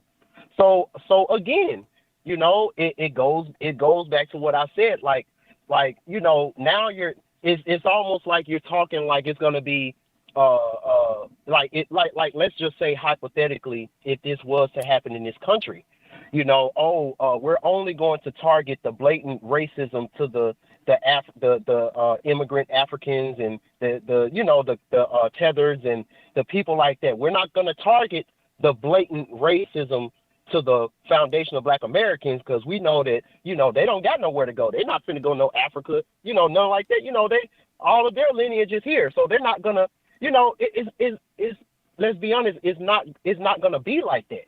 But that's the thing though. Like the question is going to be, you know, right now, like who's the majority of us? You know what I'm saying? And right, because everybody that look like you ain't you. Exactly. That's the thing. Mm-hmm. And that's the key. That's the thing. That's the hard And when you part. got somebody who you think looks like you is you, and you sit up here like, okay, we about to go head on and we about to get down with these white that folks. Don't mean you on the same team. And they're standing in between you, or they sabotaging you. That's something else. So that's something else we're gonna have to deal with. So let's be real. Something jump off here. You know what I'm saying? If let's just say that they are giving a special, you know, hey, we might do this for you or whatever they think they might get. You know what I'm saying? to infiltrate us so that we're weaker, so that we can be taken over. You know what I'm saying? And then they just put them on the, you know what I'm saying, be like, you gone too after they use them. But like I said, at the end of the day, we're going to have a lot of infighting that we're going to have to do because we know it's foundation African American, foundational Black people. We know we can't go nowhere. We can't go nowhere. Well, so we got to fight. Y'all see, we're going to have to do what we got to do. Y'all see what happened? Y'all see what happened when they had this whole thing where they was trying to take away our guns? And you see how we fought back with that. We like, hell no, we ain't finna get. You even had people like Snoop Dogg. You even had people like Snoop Dogg coming out with commercials talking about give up your guns and all of that type of stuff, and we was not going. But you know, listen, I don't know. But again, I don't know if I can say this. Huh? Go ahead.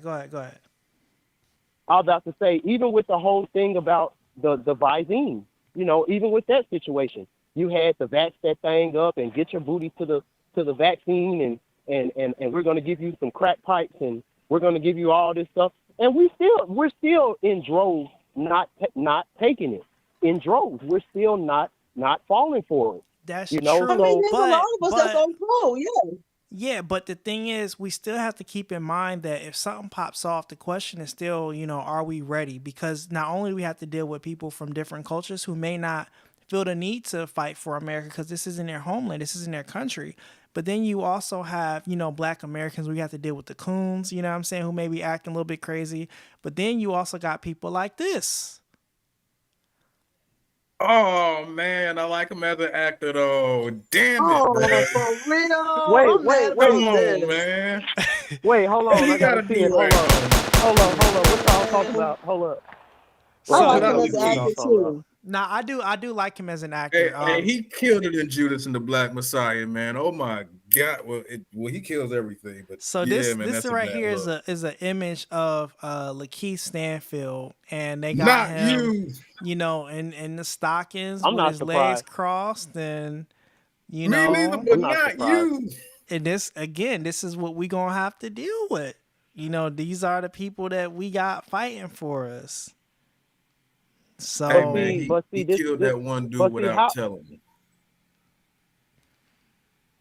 But see, when it comes, and this is why I feel like they will try their best not for it to happen on American soil, because I feel like they understand, you know, since the whole racism, that not only racism but just everything that comes with that, you know, it's still like it's not 100 years old yet. It's still kind of fresh, like you said, Ruby Bridges.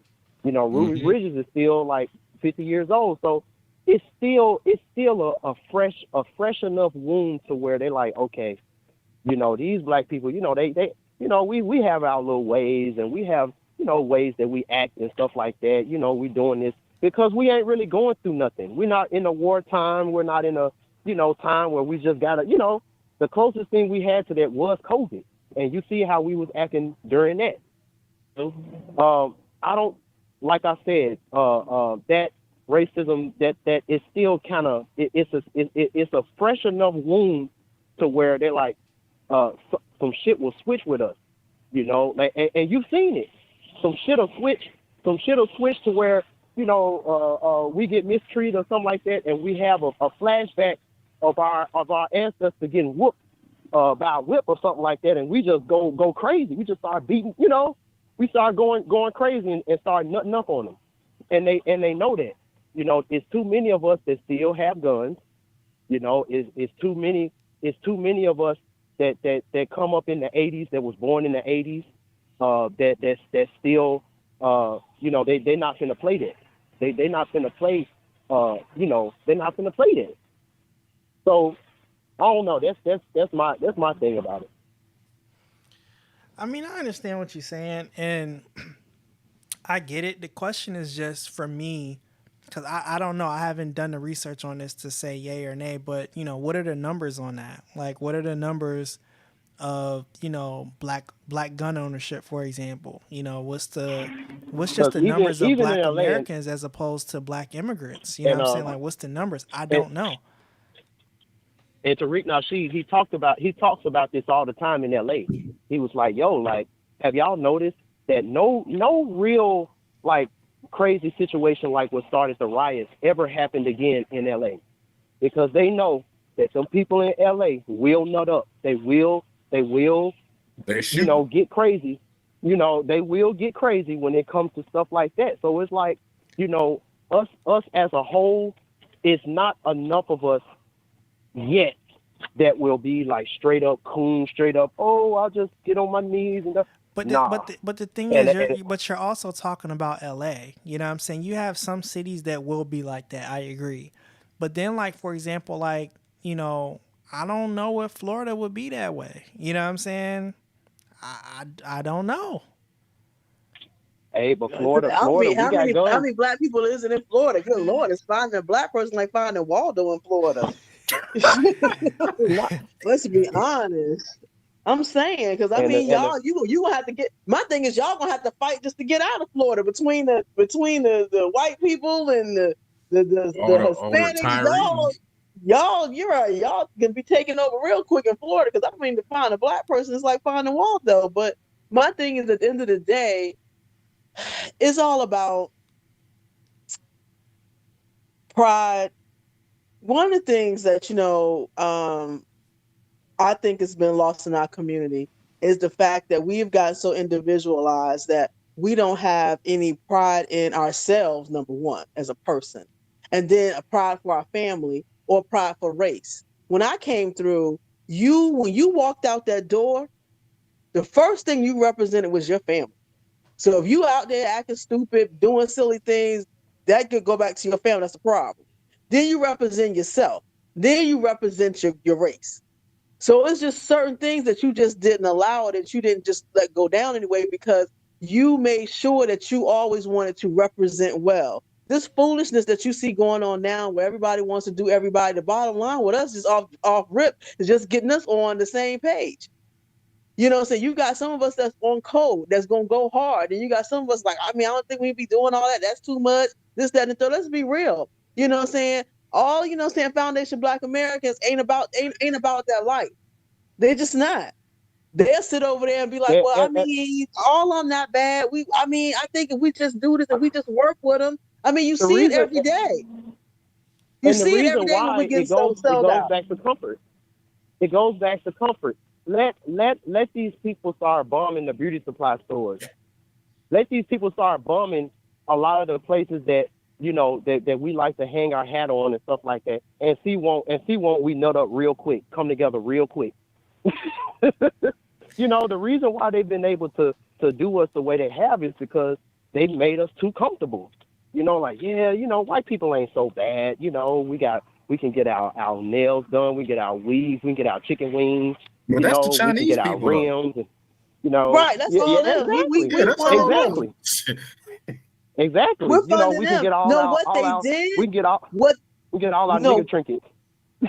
That's true, but the thing, what they did was they weaved an illusion in our faces to make us think that we are equal and we are not. That's what they did. And then when they tell you now that you got a black president, oh, it can't be race, it's just something else. Even though you're the only black person here and you got separated from everybody else, it's not about race. It's something else. Maybe your breath stank or you stank or something else. It was something else. But we have weaved that illusion amongst our children, because we don't keep it real with our kids. And I want to take the blunt on my generation, because my mother and father kept it 100 with us. Look, when you go out here in these streets, you look out for each other. That's how it is. First and foremost, if your sister in them streets fighting, you fight. You know what I'm saying? That's how that go. I don't care what she right, wrong, indifferent. You gonna stand flat foot and you gonna fight with her, and then you beat her ass when she get to the house and you have to fight. But at the end of the day, that's how it go. Right now, black people won't even fight for their own family. They won't fight for their mothers, for their daughters. They won't fight for their sons. They'll let anything happen, and they okay with it. We won't fight for our own situations in our relationships. We just let anything and everything go, and then what we do is your fault. It's your fault. It's your fault. We're everybody blaming everybody else versus we sitting up here doing what we got to do. We are not. And it's easy. You know what I'm saying? But the thing about it is, and let's be honest, we are so busy. Let's be real. If I'm standing in the house and I'm fighting with my man and I'm going toe to toe with my man and he going toe to toe with me, we up in there like Ike and Tina in the limo. Anybody can come into our house and take it down. Because at the end of the day, they can whisper in my ear, then they can whisper in your ear, and guess what? Our house come a crumbling. Because at the end of the day, they know we're not going to stand toe to toe with each other. We're not going to say, oh, wait. I'm mad at you, but you know what, baby? We need to stand back to back and handle this business right now because these white folks is trying to invade us. No, what they'll tell you is that, wait a minute, white black woman, you better than your man. Oh, wait a minute, black man, your woman, she ain't shit. She ain't accountable. That's why she got all these baby daddies. Oh, you right. And then guess what? We're fighting amongst each other, and they're coming in here stealing everything, including our children. And it's easy, and you had a point. It's very easy to have all of this infighting and stuff like that in a house. That number one, it's an illusion that's being woven that you didn't pay for this house, so it's not yours. And there's also an illusion that the house can never be broken into. How many times have you heard our military say, and the government say that America is the strongest country in the world? We got the strongest weapons. There's no way that we can never be invaded. There's no way that we could ever be taken over because we got so many weapons, and there's weapons that we've never even seen before, we've never even heard of, that we have, and stuff like that. You know? So it's like so it goes back to that comfortability thing. You know, we feel like that we can't be touched. What happens to a person that feels like they can't be touched? You know? That ego, and we feel like we can do we feel like we can do anything, and we'll never get invaded. Nothing will ever happen to us, and all of that type of stuff as well. So that's another illusion, and I feel like that's been the biggest illusion in America. Well, that illusion was broken just a bit when the towers got hit. Everybody in this country was scared. Because we had never had nothing happen on us, so we know we can be touched. Yep, and illusion was also that boat ride they gave us. Yep, and that's the main reason why.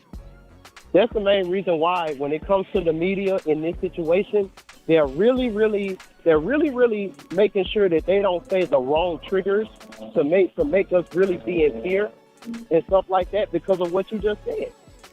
You know. Yeah. Yo, I like that Tone Jones beat. Yo, shout out to Tone Jones, man. Look, we gotta wrap up the show, man. It's been a great conversation. We're gonna go ahead and get into the closing remarks. Let me go ahead and go with Mr. Band Clap since you was the last person to say something anyway. Go on and get out your information. Let people know where they can find you at. Yeah, you already know. www.bandclaptv.com. I give consultations, I give readings. If you want to learn more about your natal chart, if you want to learn more about shadow work, you know, all those type of things. If you got a party, if you live in Florida and you're looking for a DJ, I have all of those services and more on my site. Again, that is www.bandclaptv.com. If you want to check out my videos, my podcast, and all those type of things, and also my music, go to youtube.com/Mr. Bandclap. You can also follow me on Instagram, Snapchat, as well as Facebook, Bandclap TV. All right, y'all give it up for Mr. Bandclap. Yeah. Right, let me go to the Dirt Road Don himself. Yes, sir, Ski. This your boy, the Dirt Road Don, as you can see from which I don't even know if you can see it, but yo, follow me on the IG, Facebook at Dirt Road Don. You already know what it is. Us as a people, black people, mobilize, be self-sufficient, just in case anything pop off. And if you are of age, go ahead and get yourself a pistol and get a license to carry it. There's nothing wrong with owning a gun legally, black people and niggas. There is nothing wrong with it at all. You know what I mean? Wifey got hers. We taking lessons. You know what I mean? I hate that. I look. Help the bear if the bear come in the crib. That's all I'm gonna say. Help the bear. Help the bear. Yo, y'all Exactly. give it up to my boy, the Dirt Road Don. All right, and now to close this out, we got Miss Gray. Final thoughts, and where can people find you at? Well, they can find me nowhere because I live in the shadows. That's the way you don't see me coming. I love it. I love it. And number two, for all those who are out there saying they woke, it's time for you to truly get awake and see what's coming. That's real. That's all I got to say on that. Yo, y'all give it up for her. So, close out. First and foremost, if you like this video, please like, share, subscribe. You know, let your friends, your family, your auntie, you know, your homies, you know, that one guy that you saw on the corner, you know, let them know, man. You know, let them, you know, share the word with people. Share the word. You know what I mean? Shout out to the Poor Man's Podcast. His video actually opened up our video today, and he has something called the HBO special, which is the Help a Brother Out special. You know, go ahead and help a brother out. Yes. You know what I mean? Like, share, subscribe. You know what I mean? Of course, I'll always close this thing with a couple different questions. So, the questions for this week is going to be the last questions from last time, which is, have men become useless to women in 2022? And is it okay to allow your children to believe a lie? Again, ladies and gentlemen, I am the Godfather Tank D. You can find me at Godfather_Tank D on all social media platforms. And I'm out.